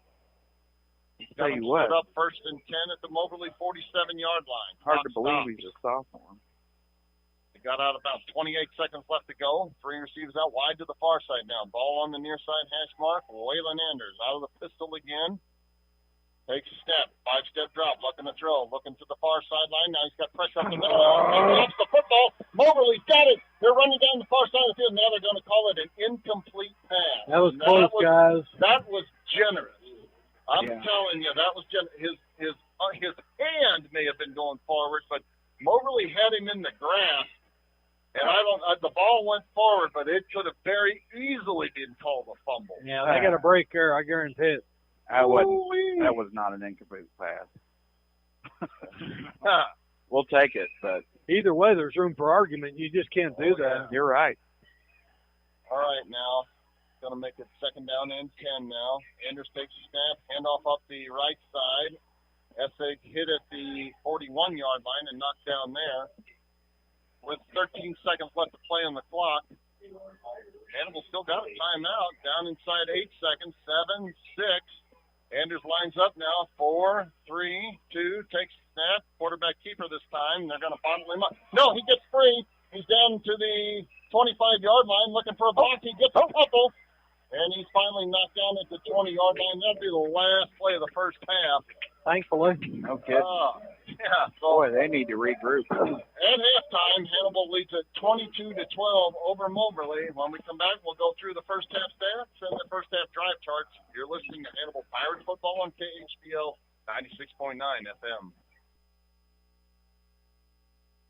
The law firm of Curl, Hark & Holiday is proud to sponsor Hannibal High Football. They're a general trial practice law firm meeting your needs and exceeding your expectations in matters including family law, bankruptcy, and serious personal injuries. Choosing the right attorney is important. Curl, Hark & Holiday will provide experience, integrity, loyalty, and dedication. The law firm of Curl, Hark & Holiday, located at 999 Broadway, downtown Hannibal. Living in Northeast Missouri is a blessing. So is having access to exceptional health care. For more than 65 years, Blessing Health Hannibal has made access to high-quality primary care a priority. Need specialty care? We offer more than 20 specialties, including cancer and heart care, surgery, sleep medicine, and weight management. Your neighbors sharing your values. We are Blessing Health Hannibal. Proud to be part of what makes life in Northeast Missouri a blessing. This is Marcus Allen, the owner of Frozen Sippies at 108 North Main Street in historic downtown Hannibal. Open Tuesday through Sunday, Frozen Sippies offers a family-friendly atmosphere with frozen slushies for all ages. We're proud to carry Papa Murphy's Pizza for dine-in or carry-out. We have pool tables, dartboards, plenty of space to host private events, including bridal showers, birthday parties, and more. Phone number is 573-603-1113. Frozen Sippies, bringing a taste of paradise to your hometown. At Hannibal Realty, our commission is negotiable. Our service is not. Buying a home is a big decision. With that in mind, we want our clients to find the best home, be it after looking at one house or looking for 2 years. Hannibal Realty offers comprehensive real estate services to both buyers and sellers throughout Hannibal and the surrounding area. Our team of realtors can be contacted at 573-719-5000 or at HannibalRealty.com. Hannibal Realty, guiding you home. Crescent Jewelry has always been the Hannibal Pirates' #1 fan. They know and appreciate the efforts and determination these young men must have to enjoy a successful season. Crescent Jewelry has used the same principles to run their business. Your local hometown jeweler for all your jewelry needs is Crescent Jewelers. They offer quality jewelry. Like the Pirates, they try hard to go that extra yard. Crescent Jewelry, 207 Broadway in downtown Hannibal since 1842. Smith Funeral Home and Chapel started in 1888, serving others as they would want to be served, with reverence, respect, and responsibility. Services are personalized and specific to each family. Smith Funeral Home and Chapel is proud to have provided over 130 years of service to the Hannibal community and the surrounding area. Brent Massey and staff wish the best of luck to the Hannibal High School Pirates. Welcome back to Porter Stadium, Pirate fans. It's halftime. The Hannibal Pirates lead this one 22-12 over the Moberly Spartans. Alex Myers got our first half drive chart to go through. All right, Hannibal started with the ball, and they didn't even have to play one down on their first drive as Landon Essig took it 78 yards out to the house, and a two-point conversion made it an early 8-0 Hannibal lead. Moberly and Hannibal then, on their next drive each, punted it away. And Moberly with a 4-play drive, 65 yards out in a minute, 37 seconds. Keegan Graves, the running back for Moberly, takes it in and gets it 8-6. With a two-point conversion unsuccessful, kept it at a 2-point deficit. Hannibal then had a little drive going on their next drive, but they eventually had to punt it. Moberly responded with a 3-and-out of their own. And Hannibal, with their longest drive of the game, a 10-play drive, 60 yards out, 5 minutes and 7 seconds taken off the clock. Turning it over from the first quarter. Carter Reed with an excellent catch in the end zone made it 15-6 in favor of Hannibal.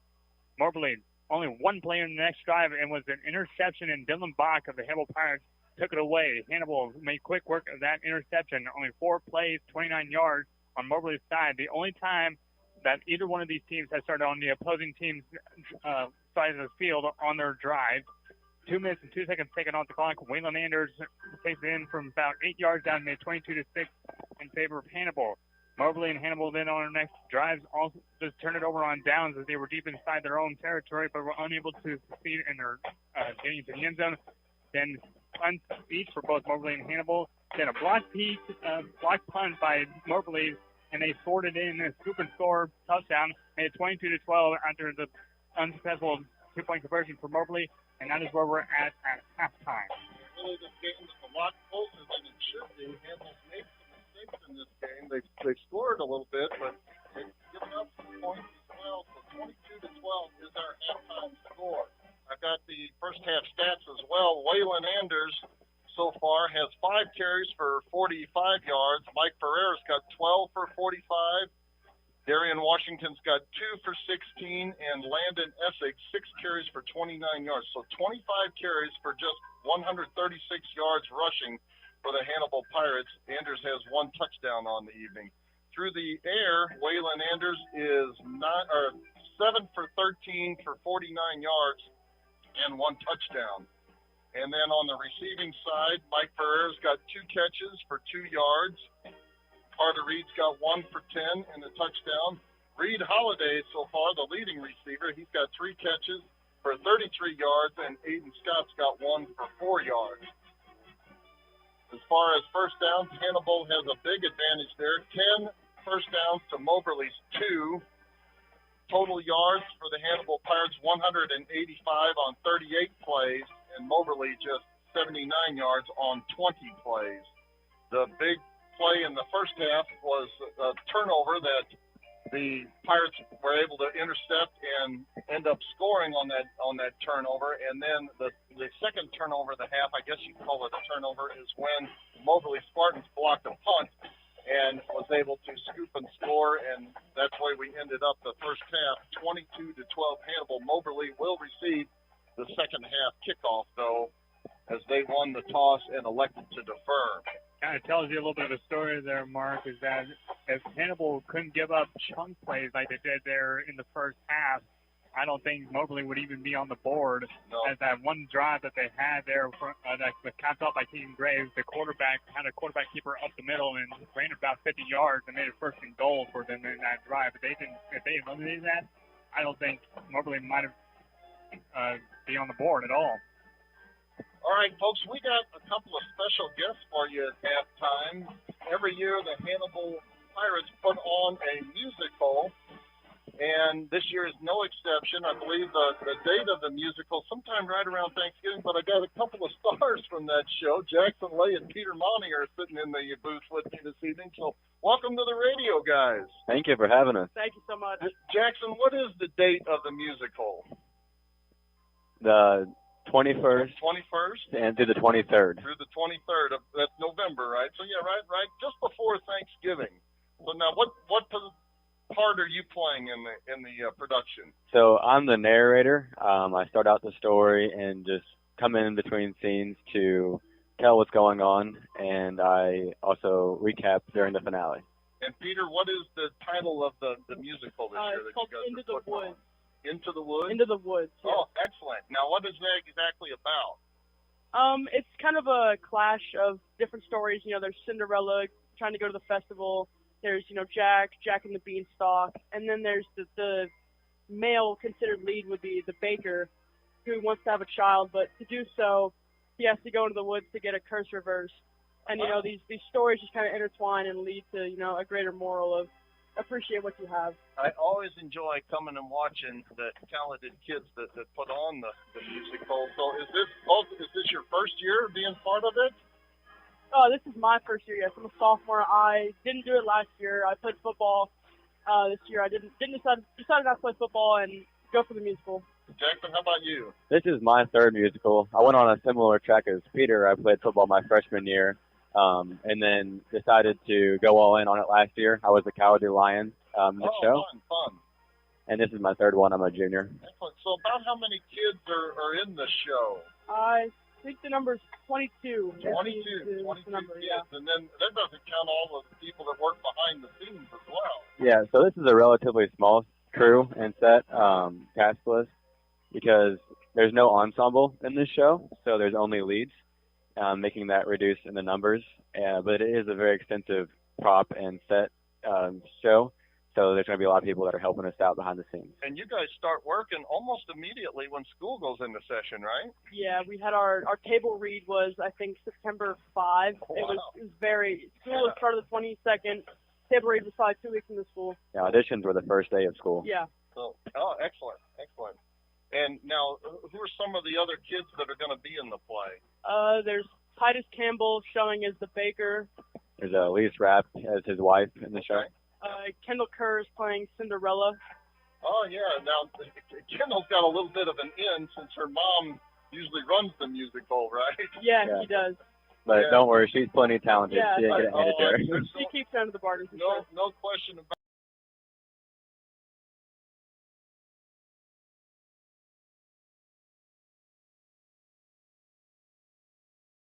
it.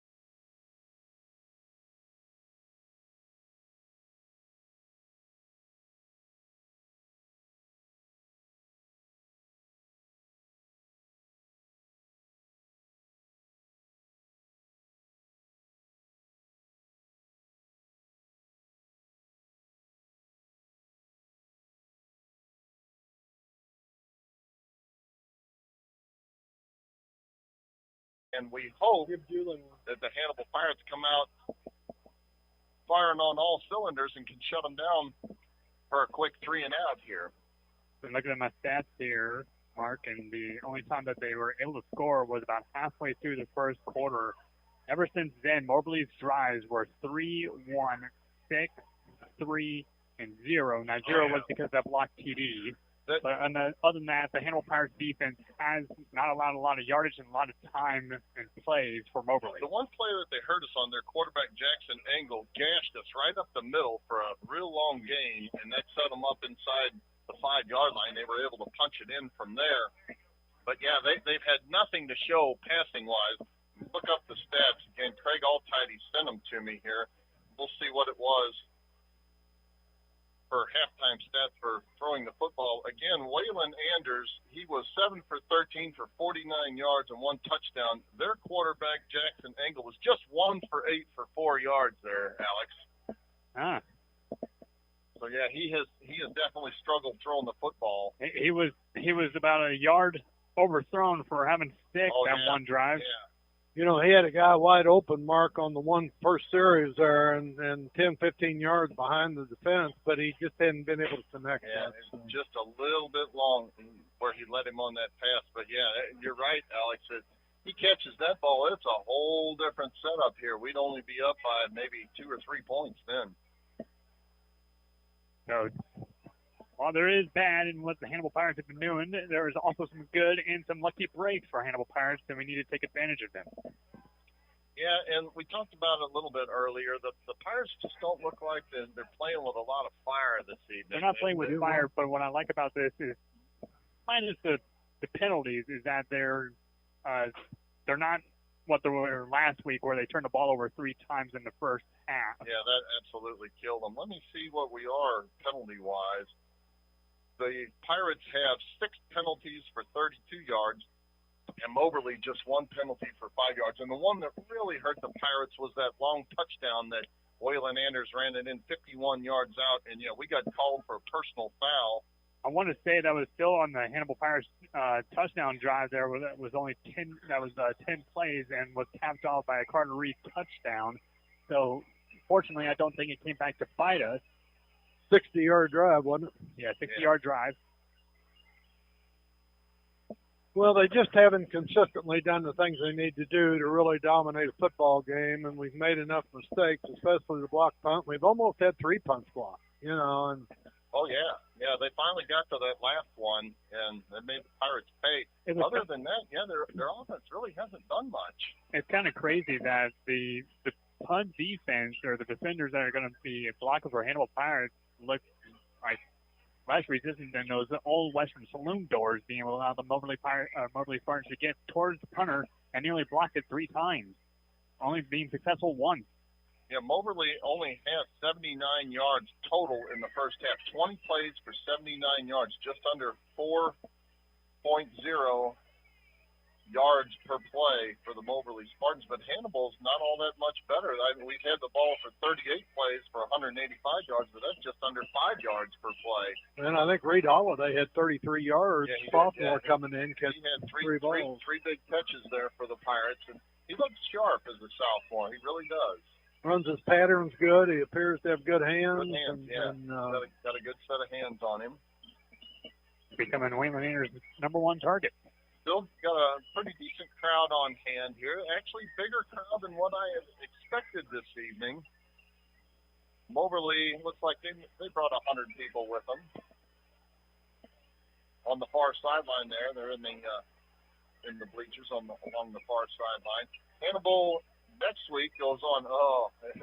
The long trek to Marshall, and if anything, this should be the last year we got to make that trip with the breakup of the conference. We talked about that a little bit earlier. And yeah, they'll be home next year. Yeah, hopefully before the year is over, I could either get Susan Johnson or Clint Graham into the booth and just talk about a little bit about what maybe some of the options are. I know there's not a lot of good options. There's nobody begging us to come into their conference. No, I knew that was being talked about, Mark, but I didn't know it was that imminent and how soon it happened. But Yeah, I think once Fulton left, the writing was on the yeah, wall there. yeah. And Mexico and Moberly just don't want to play us year after year after year in football. So. Excuse me. Landon Essex spots the ball at the 40-yard line. Excuse me. And gets ready to start the second half. Wait for the signal now. The clock is still at 20 seconds, so I don't know why they got to run the whole thing off. They can just erase it there and start to put 12 minutes on it, but they're going to let it run all the way down. Both teams are standing there staring at the clock. Not sure what to do. Yeah. The waiting. Well, Mark, I was kind of looking for maybe the Northern Lights like they were last Oh, maybe Holy that, cow. that could be it, yeah. So But I think it was actually the coaches that came out of the locker room. It was right over that way. Kayvon Tiger standing at his own 5-yard line waiting to receive this Landon Essig kick. There's the whistle. Essig points one way, and then he points the other side. Now he steps into this one. It's a high kick, close to the near sideline, and it is taken out across the 20-yard line to the 25, and a nice open field tackle at the 25-yard line. Kick was returned by Kyler Fanning, but a good-looking tackle by the Hannibal Pirates at the 25-yard line. It's got the Moberly Spartans set up there, 1st and 10 from their own 25. Dylan Bach was on that tackle. 1st and 10 for Moberly from their 26-yard line, we'll call it. And Jackson Engel will come set. Out of the pistol formation, claps his hands, takes the snap, handoff on the jet sweep to the left side, and nothing doing. Caught from behind by a host of Pirate tacklers. Thank you. Led by Kason McAfee. It's going to give him a loss of a yard. It'll be 2nd down and 11. I didn't know if I was going to be able to hand another cupcake, but with that water, I might be able to. Don't you worry about that. Happy birthday there, Terry. I had to thank you, Alex. Alex is assisting me with my chair here. Jackson Engel takes the snap, fades back to pass, throws the ball over the middle. It is complete, but it's going to be a very short, maybe 2-yard gain on that. Caught by the tight end. That's number 88, Jay Lindsay. There's nothing tight about that guy's ear. I can tell you that, Goldberg. He's big boy, 6'3", 245.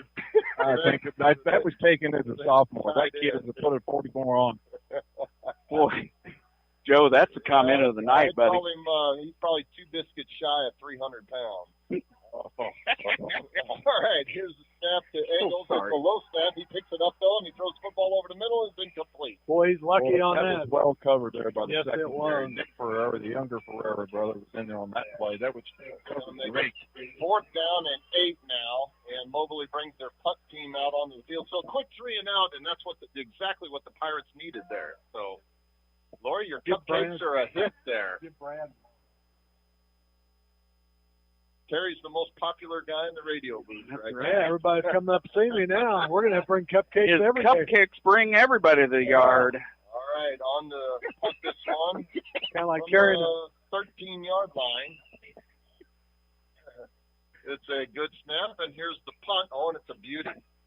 Bounces at the 40-yard line, takes a Pirate bounce, and all the way out to the 47-yard line, and it'll roll dead there. Landon Essig got away from that one. The Pirates will have good field position to start this drive. like carrying a bone around in your pocket if you got a pack of dogs. Or I understand. You know, Lori would be really heartbroken if we sent some salted caramel cupcakes back to her. Yeah, she was. So she was. In order She's got to a bunch of them that she had to make for a wedding tomorrow. Sure. So Hattie Mueller's getting married and Kirksville tomorrow, so I got to make that long trip again. We just made that trip. Hey, that could very well end up with another pear tree. Pear All right. Give us a call. All right, here's the handoff right side. And across midfield is Mike Ferreira. He'll have a 4-yard gain. It'll be second down and 6 from the 49-yard line. I just thought about that. Yeah, the pear tree could be in tomorrow's feature as well. I bet that idea's crossed his mind before right now. I think you're probably right. Yeah. Second down and 6 now. Anders under center. Split backfield behind him. Single set out to the near side. Here's a pitch to Essig, and he'll have a first down. That's a nice play. That is a nice He play. ran the jet sweep out to the right side of the field. all the way down to the 41-yard line. Nice pickup there for Essig, and it's 1st and 10 for the Pirates from their 41-yard line. You know you're eating at the right spot when you see Clint there before the game. Well, we were talking about that. I think he was just finishing his second steak there when we walked in. That's what you really ought to do when you go on a road trip, is look for Clint's car along the way. We pulled up and said, oh, yeah, Clint's here. They're here, the Clint mobile. 1st and 10. Here's a handoff to Essig off right tackle again. And he'll get a couple of yards. He's across the 40-yard line. Tackle just shy of the 39. Just underway here in the third quarter. Pirates lead at 22-12. 9:34 left to play in the third quarter. The salted caramel is really good. Excellent. If you haven't had one of Lori's cupcakes, they're delicious. Oh, delicious. Incredible. 2nd down and 8 now. And Anders under center again. Single tight end set to the far side. Man comes in motion now from right to left. There's a quarterback keeper this time, and he's crossed the line of scrimmage into the secondary and tackled in the second level for about a 5-yard gain. It'll be 3rd down and 3 from the 34-yard line of the Moberly Spartans. You know, this isn't intended to be critical, but we really haven't established a pattern of what's working and what's consistent for No, us. it is kind of all over the place this evening. A little of this and a little of that. And Moberly's hanging around. You got to give them credit. Oh, they're far from giving up in this football game. Split backfield now on 3rd down and 3. Handoff Pereira. He's got a 1st down. He's into the second level and tackled at the 26-yard line. That's worked all night. I just got a text, Mark. No pear tree traveling with the wedding cake. Oh, yeah, she did mention that. That's okay. Leave it on the cooled seats with the air conditioner running. They did do a good job. We were in and out of there really fast last week. We had the early bird special. Yeah. All right, 1st and 10. Yeah, they brought you a prime rib, looked like half the side of beef there. It was almost enough. 1st and 10 for the Pirates. Anders takes the snap, pitches his ball to Ferreira. He lines up his blockers in front of him. Patient. Now he runs to the far sideline and gets out of bounds after about a 3-yard gain. These Moberly folks have their own gym over there in Lulu's. They've got some pretty good steaks and food over there, too. Outstanding. I'll never forget the very first game that we did over there. Bob Willett and I showed up, and Rex Hicks opened up the door and brought us a platter of shrimp, and Bob was done. That was the last words I got out of Bob that evening. I was like, Bob, Yeah. Oh, it was awful. I feel like a very kindred spirit with Bob Willett. 2nd down now for the Pirates and 6 from the 24-yard line. Handoff to Essig, the first man through, and he'll pick up a couple of yards. It'll be 3rd down. We'll give him 3 on that carry. 3rd down and 3 from the 21-yard line. Well, they spotted at 22. 3rd and 4 now. 3rd down for the Pirates. Once out to the 23-yard line. It'll be 3rd and down and about 5. To make it to the 18. Folks, if you see the Knights of Columbus around this weekend, they're collecting money for mentally handicapped kids. Give most of that money to Special Olympics. Oh. So, yep, you'll see them in the yellow vest. They're passing out Tootsie Rolls. So support the Knights of Columbus. Here's pass play to Carter Reed. He's got a 1st down to the 15-yard line. Still not tackled and finally shoved down out to the 20, but his forward progress gets him to, they'll mark at the 16-yard line. It'll be a 1st down there. You know, that reminds me, our brothers, the Knights of Columbus, 1 week from today will be selling fish sandwiches. It's coming quick, isn't it? 1 week from tomorrow. The High Holy Day Folk Life Festival. I was talking to George earlier. I think he ordered 4,400 pieces of fish this year. 4,400 for the 2-day Folk Life Festival next week in downtown Hannibal. Well, that'll get us through Sunday morning. 1st and 10 now for the Pirates. Split backfield. Handoff Ferreira, right side. He's got a seam. He's in second level. He's down inside the 10-yard line.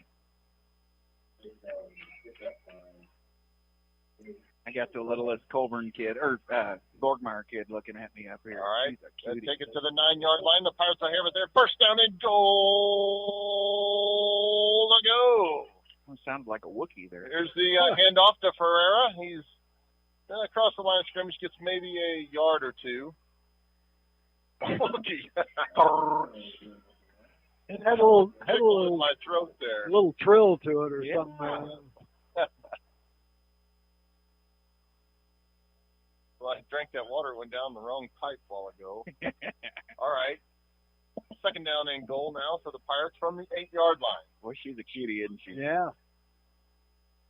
Don't scare that kid, Joel. Well, she hadn't cried yet. And up to Essig. He's inside the 5, stretching. Touchdown, Landon Essig. He brings it to the left side on the jet sweep and rumbles in from 8 yards out for a Pirate touchdown to make it 28-12 now. 5:05 left to play in the third quarter. And the Pirates will, let's see, they're going to line up to go for 2. No, they're going to kick it. They're going to line up to try to kick the extra point. The long snapper is number 50. That's Jaron Landis. It's a good snap. The ball is down. The kick is up, and it is good. So that makes it 29-12. Hannibal with 5:05 left to play in the third quarter. This is Hannibal Pirate Football with KHBL 96.9 FM. This is Marcus Allen, the owner of Frozen Sippies at 108 North Main Street in historic downtown Hannibal. Open Tuesday through Sunday, Frozen Sippies offers a family-friendly atmosphere with frozen slushies for all ages. We're proud to carry Papa Murphy's Pizza for dine-in or carry-out. We have pool tables, dartboards, plenty of space to host private events, including bridal showers, birthday parties, and more. Phone number is 573-603-1113. Frozen Sippies, bringing a taste of paradise to your hometown.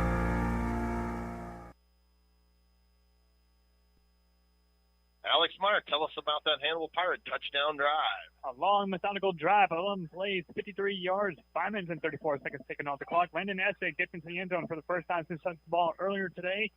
29-12 in favor of Hannibal. It's good to see. Kind of a workmanlike attitude there for the Pirates. They didn't do anything special. They just kept the ball, peel off a few first downs, and ended up scoring. All right, now here's a good run back by the Moberly Spartans. The kickoff return all the way out to the 42-yard line.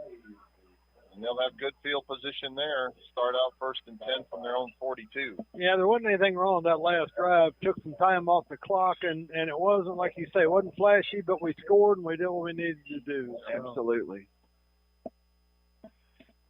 1st and 10 for the Spartans from their 42-yard line.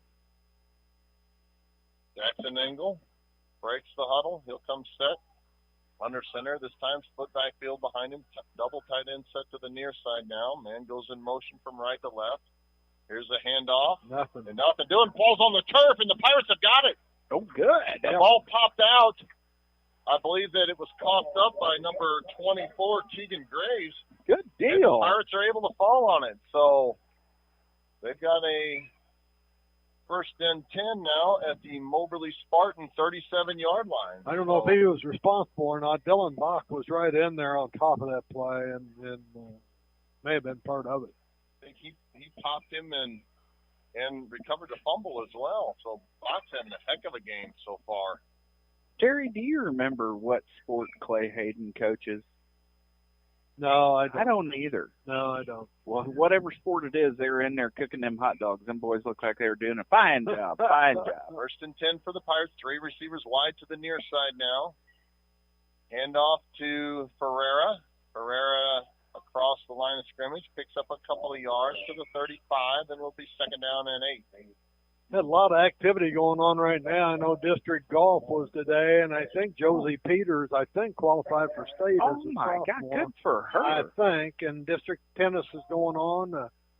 Frank Lemon's cross-country invitational at the college tomorrow. So Good deal. And the soccer team keeps winning as Yeah, well. I yeah. think there's something like 16-2. I saw Bodie Rollins was the athlete of the week on Well, KHQA. you talk about an inspirational coach at Coach Hill. Them kids would walk through fire for him. Absolutely. And we've got Laundry on the field now, and Moberly is pointing at the Pirates.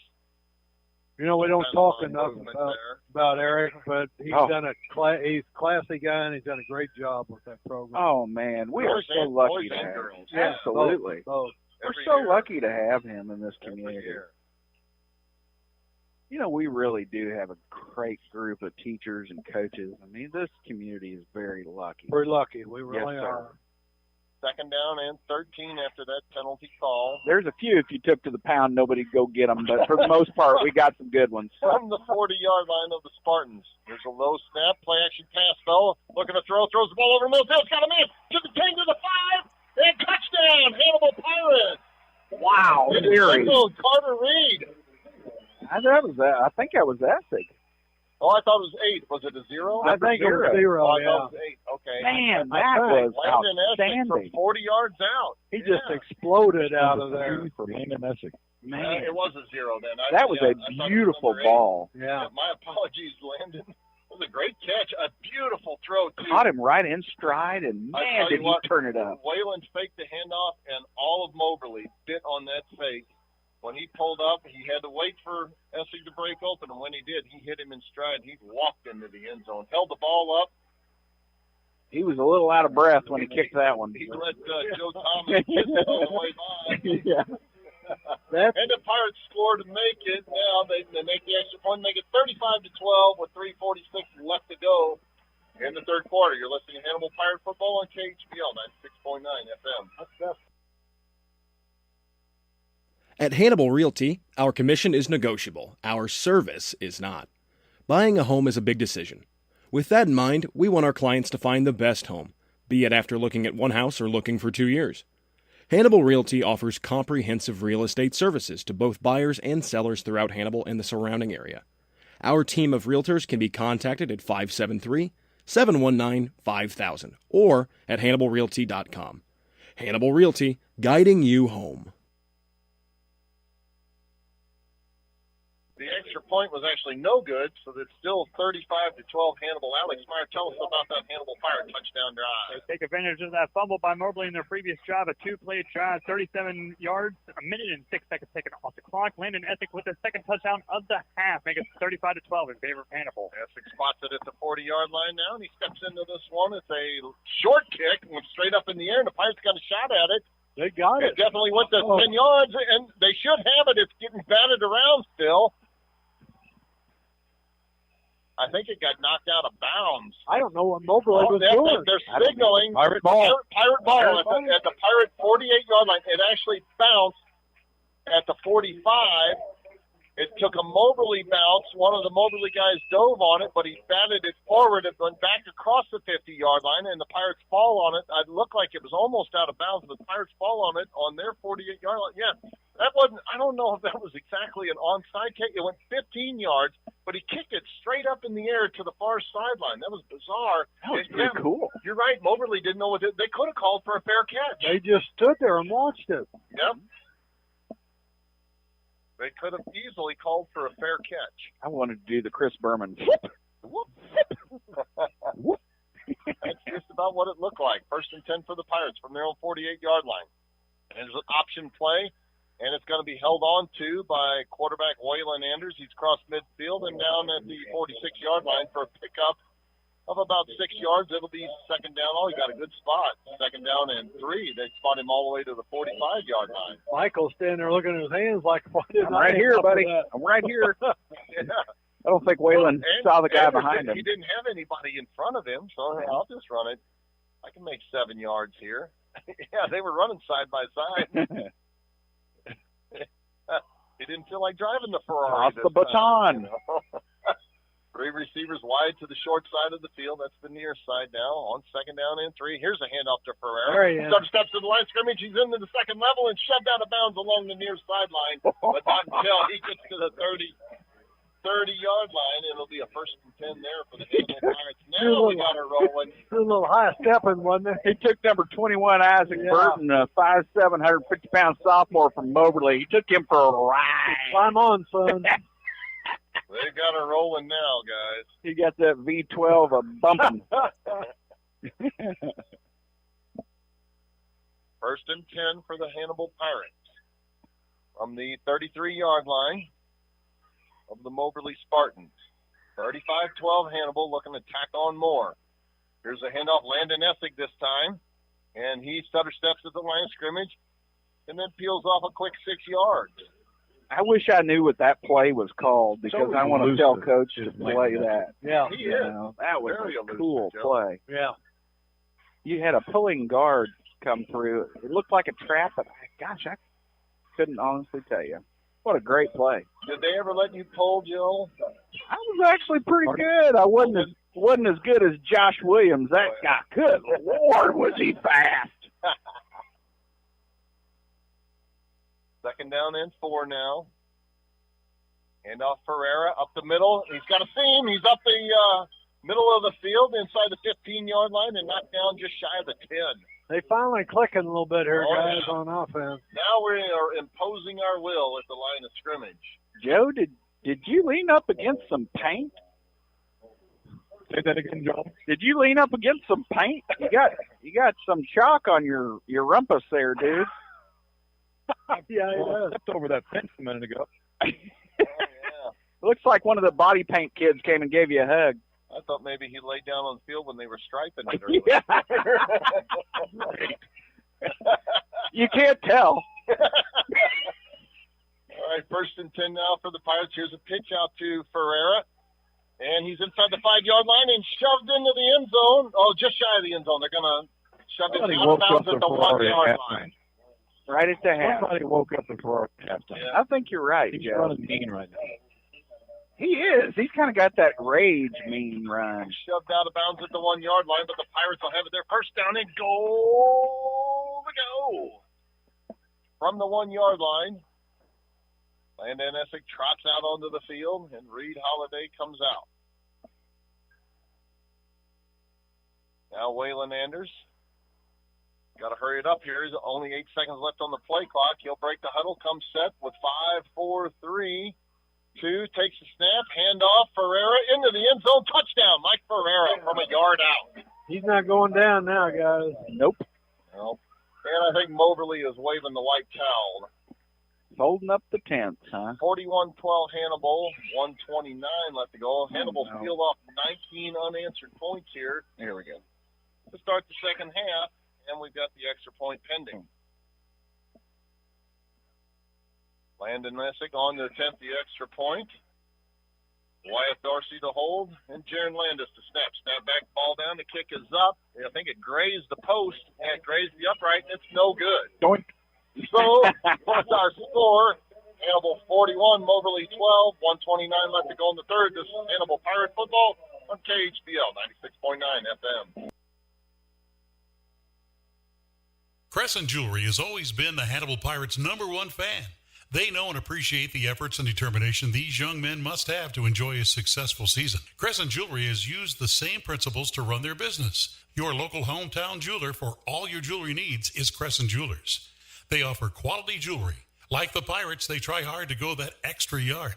Crescent Jewelry, 207 Broadway in downtown Hannibal since 1842.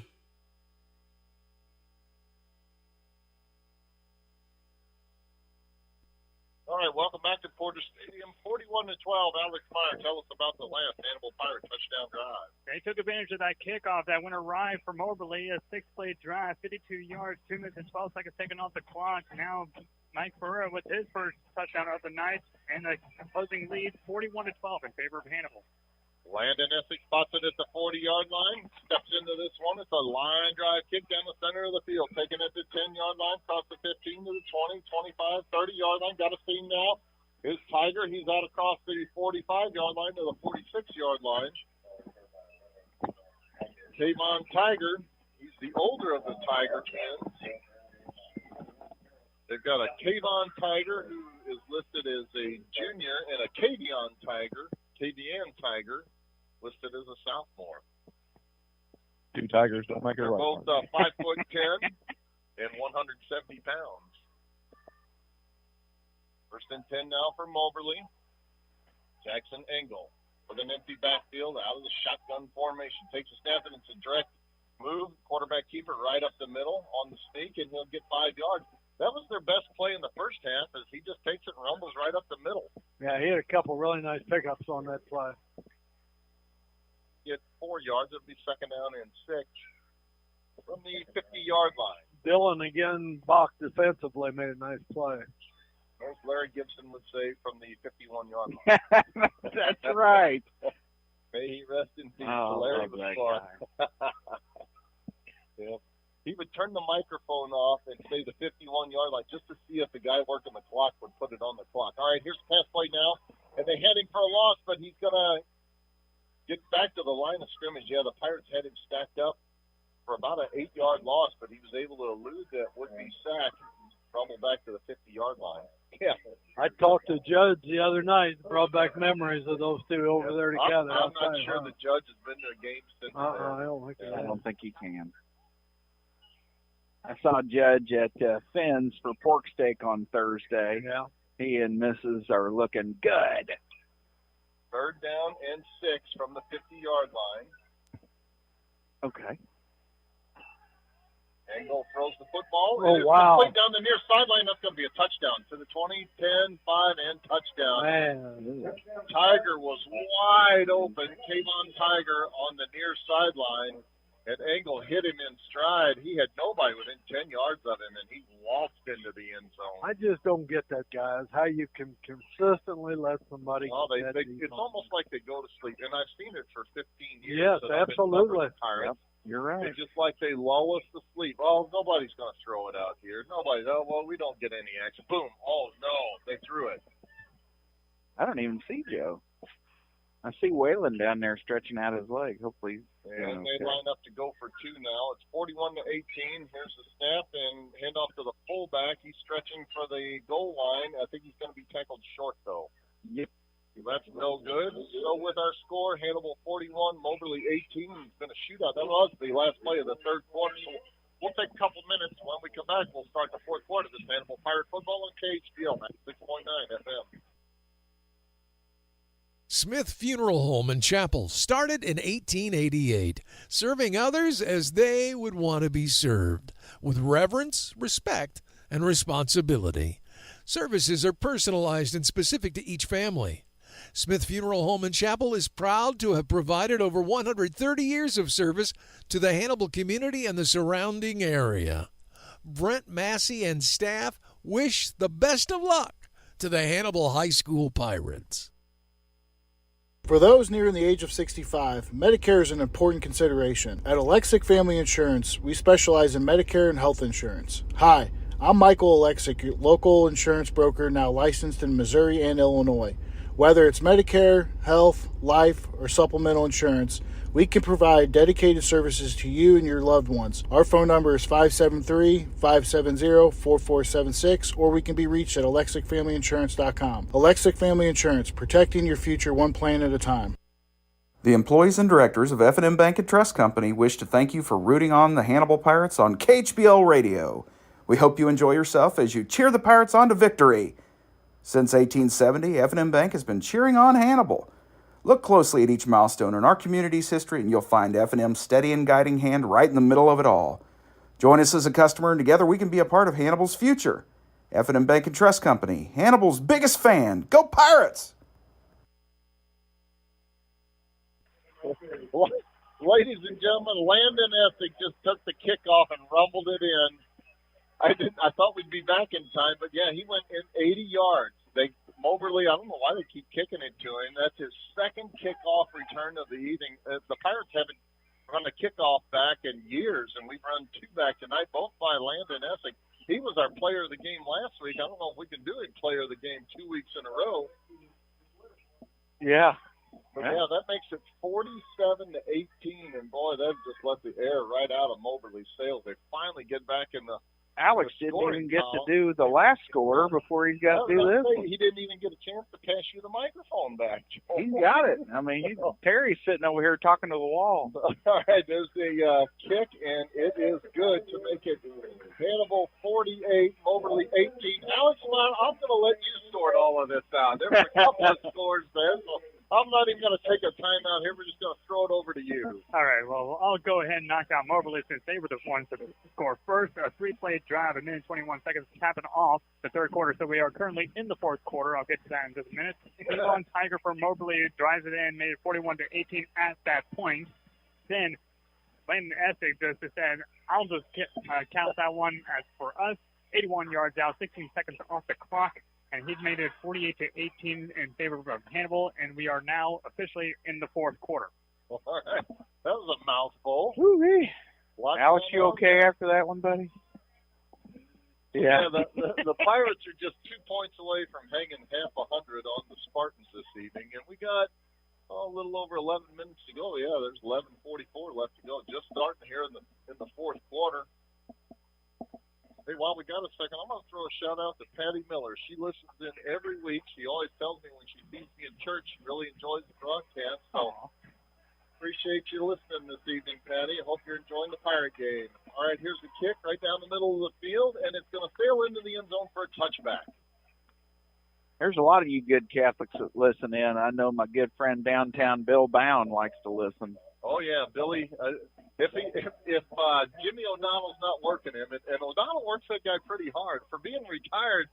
Billy, every time I see him in church, he's like, "Oh, he got me again." He said, "Mark, he works me like a dog." He loves it. He absolutely I loves think he it. does. He tries to tell me he's going to cut back a little bit. And He's been saying that for years. Yeah. That ain't gonna happen. He loves it.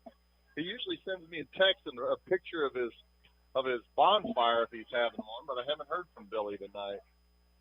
All right, 1st and 10 for Moberly from their own 20-yard line after that touchback. Jackson Engel takes snap. It's an option play. He's going to keep it, though. Ducks inside for about a 5-yard gain. It's going to be 2nd down and 5 from their 25-yard line. Yeah, folks, if you want to come down to the Folklife Festival next weekend, Knights of Columbus will fix you up with some of the best fried catfish sandwiches that you've ever eaten. No, they are It very is rumored famous. that Mark Twain himself enjoyed one of our famous catfish sandwiches. That's the right. The Knights were actually around. This is our 113th year of our charter. So Good they were good around service us to the last community, time that's that, for sure. That Sam Clemens was in town. All right, now we got a timeout on the field. Got an injured player. Looks like one of the Moberly Spartans. Yeah, that's Tiger. Tiger is down on the field there, and he is clutching his right knee. That young man is in some pain. That is Kayvon Tiger, no. who's the older one. Yeah, doggone it. He's a big part of their squad. Oh, yeah. Yep. Yeah. He scored their last touchdown on that reception. Yeah. Oh, did he really? He is in some pain. They got his helmet off now. I'm going to send back to the studio for a 30-second break. This Hannibal Pirate football on KHBL 96.9 FM. Living in Northeast Missouri is a blessing. So is having access to exceptional health care. For more than 65 years, Blessing Health Hannibal has made access to high-quality primary care a priority. Need specialty care? We offer more than 20 specialties, including cancer and heart care, surgery, sleep medicine, and weight management. Your neighbors sharing your values. We are Blessing Health Hannibal, proud to be part of what makes life in Northeast Missouri a blessing.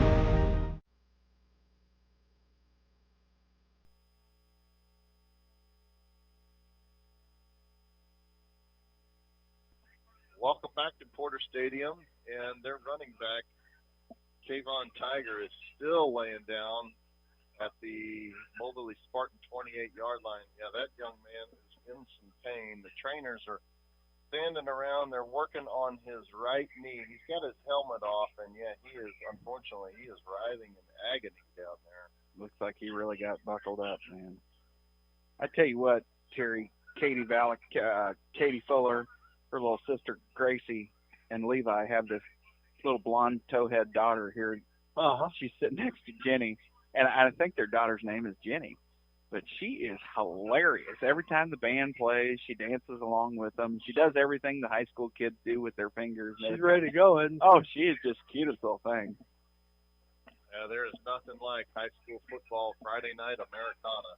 I'm telling you what. The sights and the smells, and it's just. I'm going to try to get a pair of those shoes. I think so too, buddy. That rhinestones. You wear those in your wedding, you'd like rhinestone cowboy. Yeah. Boy, you really would. That'd be a good birthday present for me. That'd be a picture of you down in Fort Myers. Yeah. Sitting on the beach. With Too bad you already had your class reunion, because that would have been. I'd have woke the crowd up. They'd still be talking. I may try to buy those from him for later. Yeah. Terry, tell us about that honor that the 10th Circuit's doing for Chase. Yeah, my good friend Chase Hickman, who passed away recently, within the last year or two. the bar is going to have a special recognition of him, I think, on October 25th. And Judge Jackson, I think Neil Money, and 2 or 3 of the attorneys will speak and honor Chase. And he was a good friend, a good man. He really was. So it'll be a nice honor. Oh, that's awesome. Boy, you talk about a neat guy. Of course, he and I were kindred spirits. He smoked Marlboro Reds, and I smoked Camel White. So in between the shareholders meeting and the board meeting, he'd stand outside, and he and I would catch up every year. Well, years ago, Chase and I used to have an ongoing argument when I still smoked about who bummed the most from each other. We never did finally agree on an answer to that. It had to have been equal. Yeah. Finally, Kayvon Tiger is on one leg, and they're going to have to carry him off the field. A couple of the Moberly Spartans, a couple of the big guys are carrying him off the field. That young man, I hate to see that. The crowd gives him a nice round. Yeah, that's too bad. Yeah, that is a shame. That does not look good at all. Kayvon, and are they seniors, Mark? No, they're too Kayvon different. is a junior, and Kavian, his younger brother, is a sophomore. Oh, doggone it. Well, hopefully he can bounce back. You know, we're talking about all these teams. The girls' volleyball is really, really good this year, too. I think they're seeded first in the St. Louis district. I think you're right. Down there. And we've got a lot of good programs going right now. You know, when I was in high school, there was 2 or 3 that are decent, but it seems like every single sport this year, they just excel. Okay, so after that injury timeout, Moberly's got it 3rd down and 2 from their own 28-yard line. Just under 11 minutes to play in this football game. Jackson Engel takes the snap, quarterback keeper. He'll have a 1st down, and he's into the secondary and all the way out to the 40-yard line. So they've actually run. That's been their best play. Stop that. He takes it and runs it himself. He's a big kid, big quarterback, 6 foot, 200-pound quarterback. He's hard to bring down. You know what? I just had an idea. We need to get one of these big guys to kick the ball. Get our thicker kicker out there. You know? There you go. That'd be something thicker. The thicker kickers. 1st and 10 now for the Spartans. Jackson Engel will come set. Pistol formation. He'll take the snap, play action pass, looking to throw, guns the ball over the middle of the field, has a man. It is complete across the Hannibal Pirates 45-yard line to number 84. That's Kish, K-I-S-H, Kish Jacobs Jr. Cool. Mr. Kish. Kish Jr. I keep going back to when I was in high school. When I was in high school, Moberly was just a little prison town, you know. But I'm telling you what, Columbia has grown into Moberly. Yep, just keeps extending. Yep. 1st and 10 for the Spartans from the Pirate 43-yard line now. Engel takes the snap, handoff on the end around to the far side, and an eager gain of a couple of yards by Carter Grant, who's a senior tailback. And you can't call him a running back. He's fullback all the way at 5'9", 205. That's not a tailback. That's a fullback. Joe, there's nothing tight about that. Best line of the evening. Oh, I'm telling you, by far. 2nd down and 8 from the Pirate 41-yard line. Engel looking to throw. He throws the ball to the near sideline, and it's complete. Wow. Complete, but out of bounds. Out of bounds. It was a cool catch. It just wasn't a catch. You know, you're talking about Columbia. I'm glad Missouri's not there tomorrow because I just read where they're going to close 63 between 70 and Broadway for construction of the new interchange. Oh, that's no. Mizzou is on the road at Boston College now. Yeah. It's going to be down to 1 lane anyway. Did the Tigers ever lay an egg last Yes, week? they did. Oh, my gosh, they had 2 weeks to prepare, and that was the best they could do. That was rough. Didn't get it all worked out. They thought it was 3 weeks. Yeah, there you go. Yeah, they thought it was 3 weeks. That's more what it looked like. Big surprise. Engel now on 3rd down, he's looking to throw, and he's got pressure up the middle. Now he unloads it and is incomplete along the near sideline. He tried to make something out of nothing there. He had some time. He was able to buy some time, and then the Pirates finally were able to get a pass rush in. And he overthrew his intended receiver to make it 4th down and 8 from the Pirates' 41-yard line.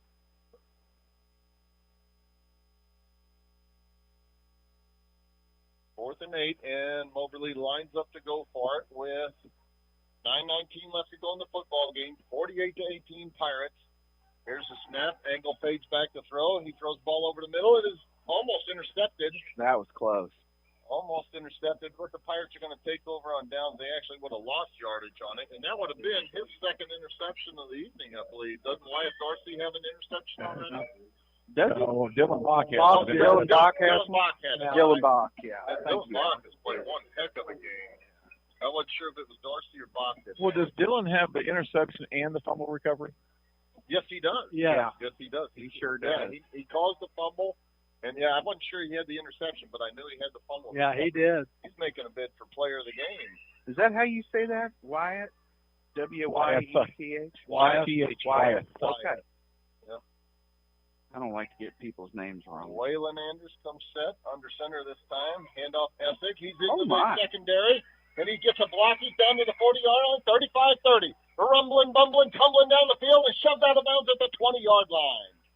Terry, that kid is I think a torpedo. Yeah, he's just exploding. Oh, Landon Essig is trying to put a bid in. And Uh-oh. right now. Somebody's hurt. Put him back. Yeah, back-to-back players of the week. He scored 2 touchdowns Uh-oh. on kickoff returns. He's got a touchdown He's got 4 reception. or 5. Yeah, he's got a touchdown reception and then 1 rushing. Yeah, he's got 4 touchdowns already, and he's shaken up along the far sideline, isn't it? Landon down on his back there. Yeah. Yeah. Yeah, he is on the far sideline, but fortunately, that looks like a cramp there. Yeah, I'm hoping that's what that is. They're working on him on the far sideline. Yeah, He did get hit, looks that's like for a sure. cramp. I get He cramps rolls in these. over and I get Yeah, I cramps think in he's these gonna be able to calves walk all it the off. time. That's why I drink pickle juice, Terry. oh, it works. Yeah, it works. does. Never heard of that. Pickle It does. juice. And the other thing Serious. that my dad always carried with him when we'd be out hunting, he'd have a packet of mustard. No Yep, kidding. a packet of mustard would do it too. If you ever get a Charlie horse, you pop that mustard in your mouth, and they'd take it right now. I can tell you right now, I'm going to suffer through hell and back instead of drinking pickle juice. Oh, come on, Joe. So Yeah, I'm with you, Joe. Ted and I brought back some mustard from Belgium. It's the best stuff I've Yeah, ever we had. got some of that. Oh, I tried to get some back from France, but they confiscated it. we got some of that mustard. That was pretty good Oh, stuff. man. Yep. They weren't getting my mustard from me. I didn't care what I was. They give you some nonsense about liquids on the airplane. Oh, what's mustard? You know, stick my finger in it. No, they threw it away. I was disappointed. Oh, that stinks. Well, I packed mine in my suitcase, so I wouldn't have known if they tried to take it away from me anyway. No, you were talking about Wyatt earlier. That was his Dr. Hamlin. That was his first name, Wyatt Hamlin. I did not know that. Okay. All right. Essig is he's favoring. He's going to get carried off the field as well. Yeah, I thought he popped up like there was nothing wrong with him, but yeah, he is really favoring that left knee now, and they're going to carry him off the field to the near sideline. He's had a fantastic game tonight. I'll tell you what. I think Coach Hoskins could carry him with his fingertips. Yeah, he could. Coach Hoskins could throw him. Like a javelin. I think you're right. Terrifies me. Yeah, you see him out in the parking lot, you just try to stay away from him. You know, the first time I saw him, I thought, dang, who is this dude? But then I got to kind of know him, and I'm like, oh, he's gooey on the inside, man. He's 1st and 10 for the Pirates at the Moberly Spartan 20-yard line. Pirates leading this one 48-18, 8:54 left to go in the football game. From the 20-yard line, Waylon Anders from under center takes the snap, handoff to the right side, and into the secondary and across the 10-yard line, knocked down at about the 8-yard line. Is that Austin Foster? That's number 9. Yeah, it is Austin Foster. Nice run. Pirates set up at the 9-yard line. First down and goal to go. You know, his dad, Jim Hoskins, was a heck of a baseball player. Was he really? One of the best baseball players come out of Hannibal, yeah. I'll be darned. Played for the O'Donnell's teams and won all the championships. They had a little reunion just recently, I saw.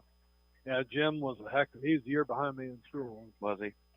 Waylon Anders trots into the huddle. Now he breaks it with 8 seconds on the play clock. The Pirates got to hurry it up with a split backfield behind him on 1st and goal from the 9-yard line. Takes a snap, handoff Closser inside the 5-yard line to the 4 to the 3, and knocked down just shy of the goal line. It'll be 2nd down and goal from the 3. Was Jim had a little brother? Second and 4. Might have. I'm not sure. A lousy spot on that. Do you know which Hoskins ran the scrapyard? It was a relation of A theirs. relation of theirs? Yeah. Okay. Nice guys. Yeah. Second and goal from the 5. 7:41 left to play in the football game. 48-18 Hannibal. Looking to go to 4-3 on the season, and 3-1 in the North Central Missouri Conference. From under center, there's a snap, handoff Klosser, and into the end zone, touchdown.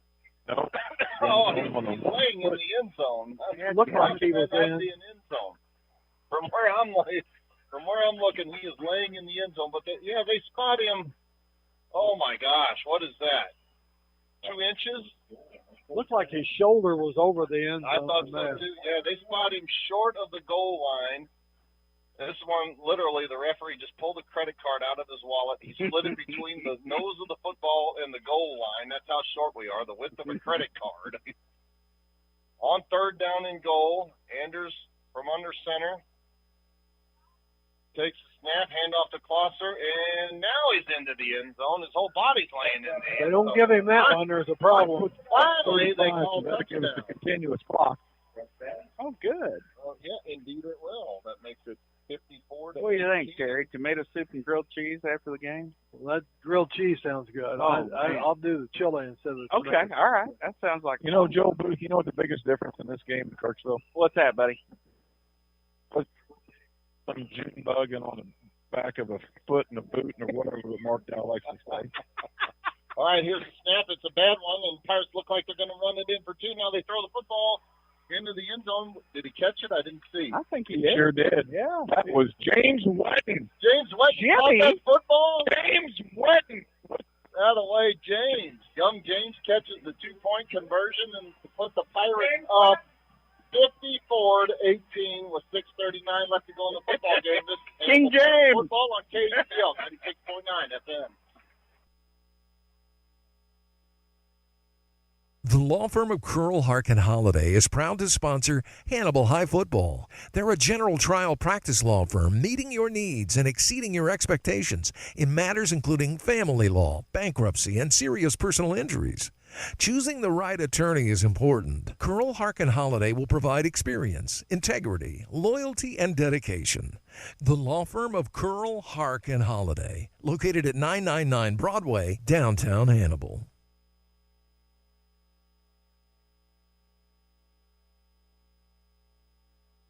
56-18 Hannibal. Alex Meyer, tell us about that Hannibal Pirate touchdown drive. 5-play drive, 2 minutes, 35 seconds taken off the clock, 59 yards. Austin Klosser, first time I called in his name all year, gets it in and makes it 56-18 in favor of Hannibal. All right, and here's the kick, and it is taken at the 3-yard line. Actually, it was kicked off by Essig. I'm surprised it was not. That was Waylon Anders that kicked it. I thought Essig was the kicker, but Waylon Anders kicked that football off. And it is all the way back out to just shy of the 20-yard line. James Wetton made the tackle. Yeah. James Wetton kicks the ball. Catches the ball. You know, I don't know how many total yards Essex has, counting everything he's done tonight, but he's been up and down the field a few times. He's impressed the heck out of me. 4 Man. touchdowns. Yeah. Tough kid. Joe, is there any indication as to what his condition is? They were working on his calf really hard a minute ago. The train. Oh, here's that fumbled snap. And now Engel picks it up inside his 5-yard line. He's going to be tackled at the 3 for a big loss there. That's a 15-yard loss. Yeah, they snapped it over his left shoulder, and he's fortunate to get onto that football. Like a duck on a June bug. A rat on a Cheeto. Rat on a Cheeto. Rat on a Cheeto. All right. So second down and a mile now. Second and 25 from the Moberly 3-yard line. And the Pirates have looked much better in the second half than they did in the first half. Got it going on all cylinders now.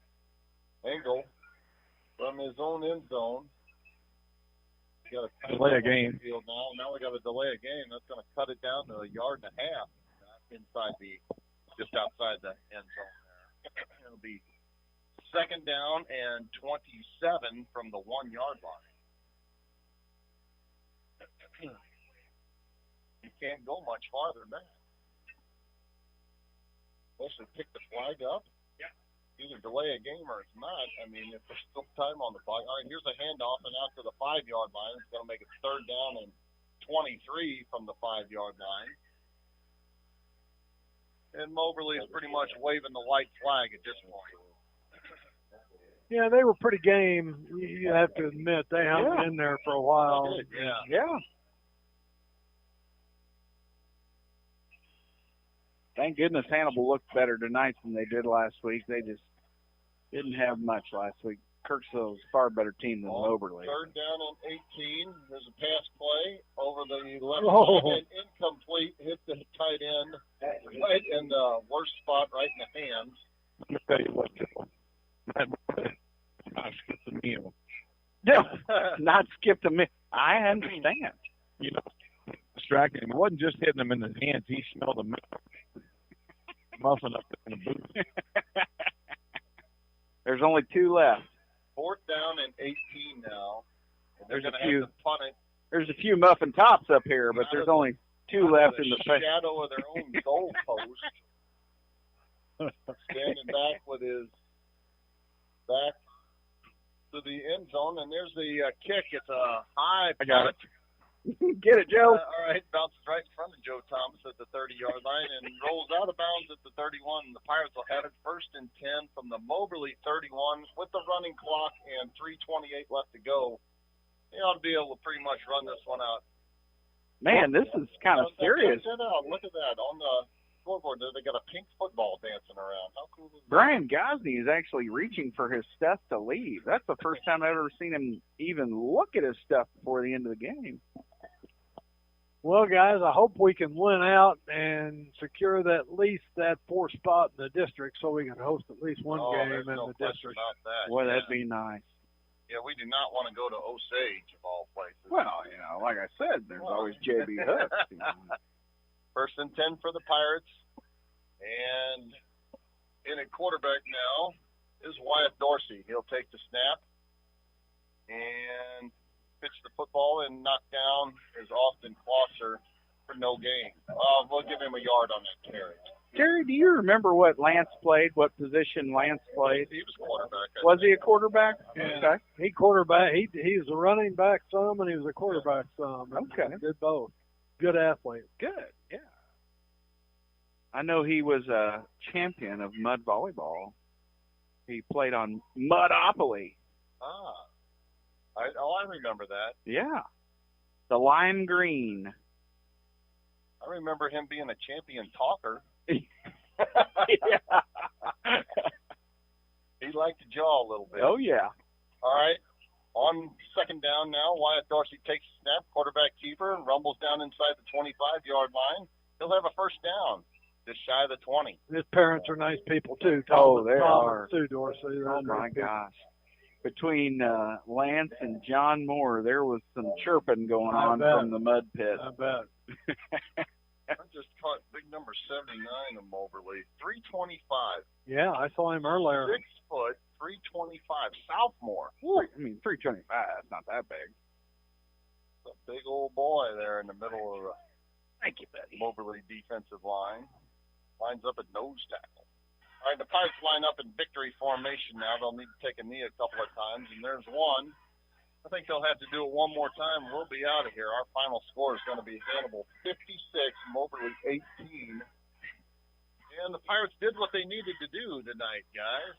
Yeah, they didn't play fantastic early, but put together a pretty decent second half and took care of business. That's the bottom line, you know. And everything that, as far as playoffs go, it's all in Hannibal's hands. So we're going to have some tough games. There's no question about that. But every team that we're going to meet in the district playoffs is beatable. We don't have to play perfect football, but you can't make mistakes either. And that's what's hurt the Pirates in the 3 games that they've lost, is that they made mistakes, and you just can't make a lot of mistakes against a good, solid football team. Especially as time of the year. You need to be near perfect, and they've made too many mistakes. What we've got to do is put 4 quarters together. Yeah. Oh, there you go, Joe. That is true. So, all right, that's the final score. I'll send it back in studio. When we come back, we'll try to get a word in with Hannibal head coach Jeff Geschwender. We will name our Hannibal Pirate KHBL player of the game, and we'll go through some of the stats. Get ready for next week's action on the road at Marshall. Pirates win this one 56-18. So listen to Hannibal Pirate football on KHBL 96.9 FM.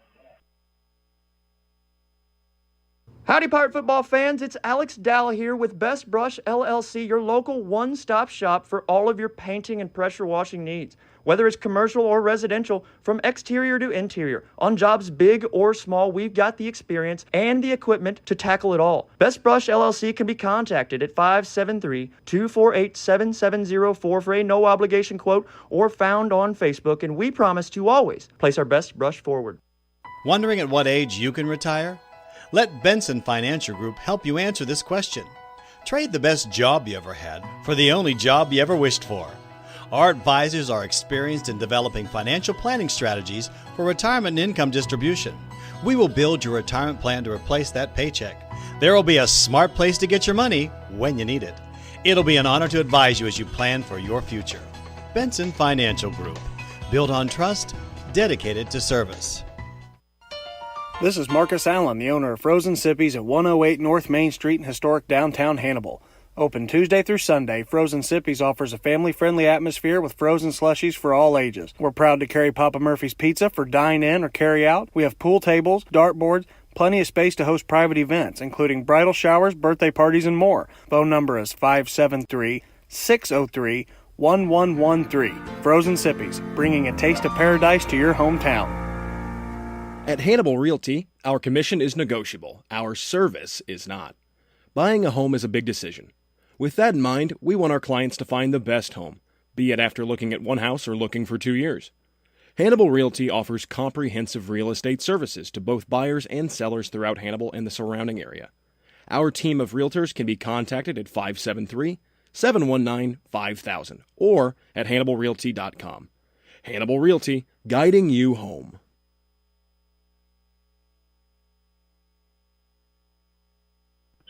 Welcome back to Porter Stadium. Our final score, Hannibal 56, Moberly 18, and the Pirates in the second half did what they needed to do. They were up 22-12 at halftime, but came out and really got something established in the second half, and Terry, they win this one going away. Yeah, they did what they needed to do, Mark. We were a little frustrated at half on just consistency, I guess, but they did everything they needed to do in the second half. Landon and Essex put together a real good ball game. Dylan Bach played a real good ball game defensively and took care of business. Coach Geschwender is down on the 50-yard line now. He's having a word with the boys, and he's got to be happy with the effort this evening. The Pirates get back into the winning column, so we are 4-3 on the season now. It sounded like Kirksville was up 28-13 over Mexico in the fourth quarter, so they're probably going to win that game. And Hannibal probably, for all intents and purposes, not going to win the conference this year. And I can't remember the last time that Hannibal did win it. I think Moberly was the last time that beat Hannibal for the conference championship, and that was 2017, I believe. Played them a couple times that year, didn't we? Yeah, we did. We beat them the second time around, though, I think, that year. But, yeah, while we got a second, I want to mention that our Hannibal Pirate KHBL player of the game will receive for his efforts this evening. Same as every week, Marcus Allen of Frozen Sippies has donated really nice prizes. Each player of the game receives 2 32-ounce slushies and 1 Papa Murphy's Pizza down to Frozen Sippies. And, folks, if you haven't been down there, Marcus really does a nice job. He has both non-alcoholic and alcoholic slushies. They're delicious, folks. We went down a couple weeks ago and enjoyed a couple of pizzas there and really had a good time. But, yeah, our Hannibal Pirate KHBL player of the game will receive that prize this evening. And Terry, we talked about while we were off the air, there was one guy that really stood out this evening. Yeah, I think we all agree. You know, Landon was our player of the game last week. He had a fantastic game offensively. But Dylan Bach was all over the field tonight. I think he intercepted one pass and either caused or fell on a fumble. and was everywhere on the field defensively. So I think we agree that he's our player of the game, Dylan Bach. And congratulations to Dylan. Once again, he's our Hannibal Pirate KHBL player of the game. Looks like they're getting ready to dismiss the team here. Alex, you mentioned it earlier that the Pirates scored on every possession in the second half. Indeed, they did, unless you want to count the last drive, but we were pretty much running the clock out on that one. I'm looking at my stat sheet here real quick. There was a whole slew of Hannibal Pirates. First one was Landon Essig. Second one was Landon Essig again, followed by Mike Pereira. And the third time was Landon Essig. And then Austin Klesser Yep. has a touchdown as well. The first time I called out his name, so excuse me for not pronouncing his name properly. But, yeah, the Hannibal Pirates scored on every drive. And the defense, let's see here on Moberly's drive, in terms of plays, 3, 1, 0, 3, 8, and 3. Yeah, that's awesome there in the second half. The Pirates really got it done there. No question about that. And like I said, they're just getting ready to dismiss the team here. Joe Thompson's down on the field. He'll have a word with Hannibal head coach Jeff Geschwender and try to get word in with our Hannibal Pirate KHBL player of the game, Dylan Bach, as well. Little concerning, Mark, this late in the year, we keep having some injuries, and we need to get healthy for this district run and on down the line a little bit. Yeah, I hope Landon, I hope there's nothing serious with him. He jumped up right away, but then they ended up carrying him off the field. It was a cramp. He said it's the worst cramp he's ever had, but he's good. Well, that's good. That's good news there, Joe. Yeah, he was face planting the ground really hard over there. I was kind of concerned. It's like he got popped, so he felt it. I thought it was something that was related to that, but fortunately it was just a cramp. Oh no. Yeah, that's Joel just told me that the word is that Darian Washington may have broken his toe. Oh, so that's what that early injury was about. Yeah. That happened back in the first quarter of the game.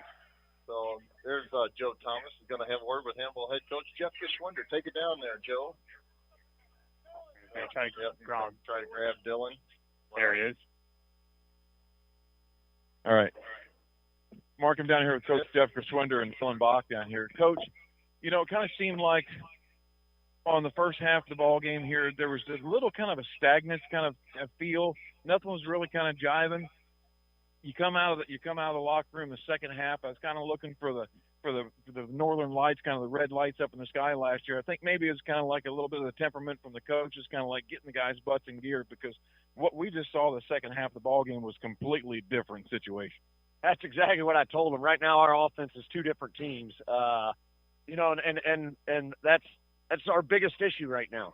Is we're making mistakes, and then it's all it takes is just focus, and then we fix it all. And that's we didn't do anything different second half. We just focused. We're a little faster off the ball. We blocked a little bit longer, and that's what happens, So that's just what we're pushing our kids. We cannot have these first halves like this. We've got to come out focused. And again, I'm just saying that's just offense. Defense, I thought, was outstanding the entire football game. Right. Yeah, I think we did too. I think we kind of agreed up there too. We stopped Moberly. Moberly had their young man, Tiger. I think he was a junior. Kind of went down there in the third quarter. I hope the young man's going to be okay. It didn't look too good for him, but we kind of had that happen to us last week with Ferreira out there at Kirksville, and thank goodness he's healthy enough. He's back playing for us now. As far as offensively, it seemed like we kind of got jumping off the ball here this last part of the second half of the game. Landon Essig, good Lord. Is he going to have like half a week off next week just to redeem himself? That boy's going to sleep good tonight, I can tell you that.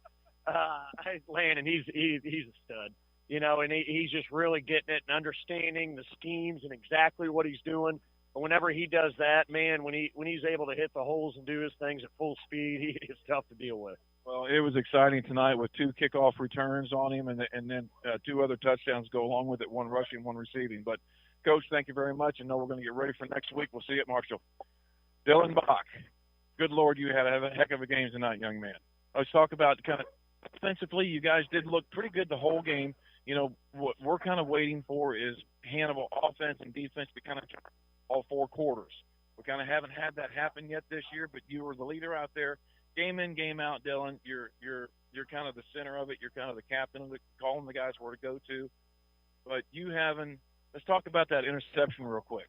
It was like a screenplay, crosser over the middle.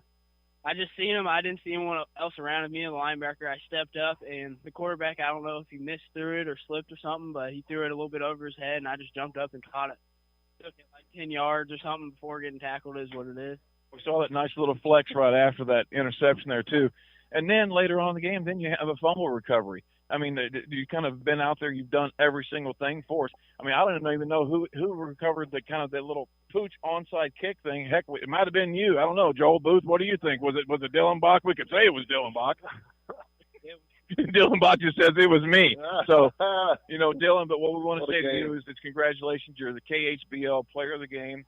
So we're going to get you I'll meet you down here in the locker room here in just a minute, but you get from Marcus Allen down at Frozen Sippies, you get a large Papa Murphy's pizza of your choice, and you get 2 32-ounce Slurpees down there, slushies.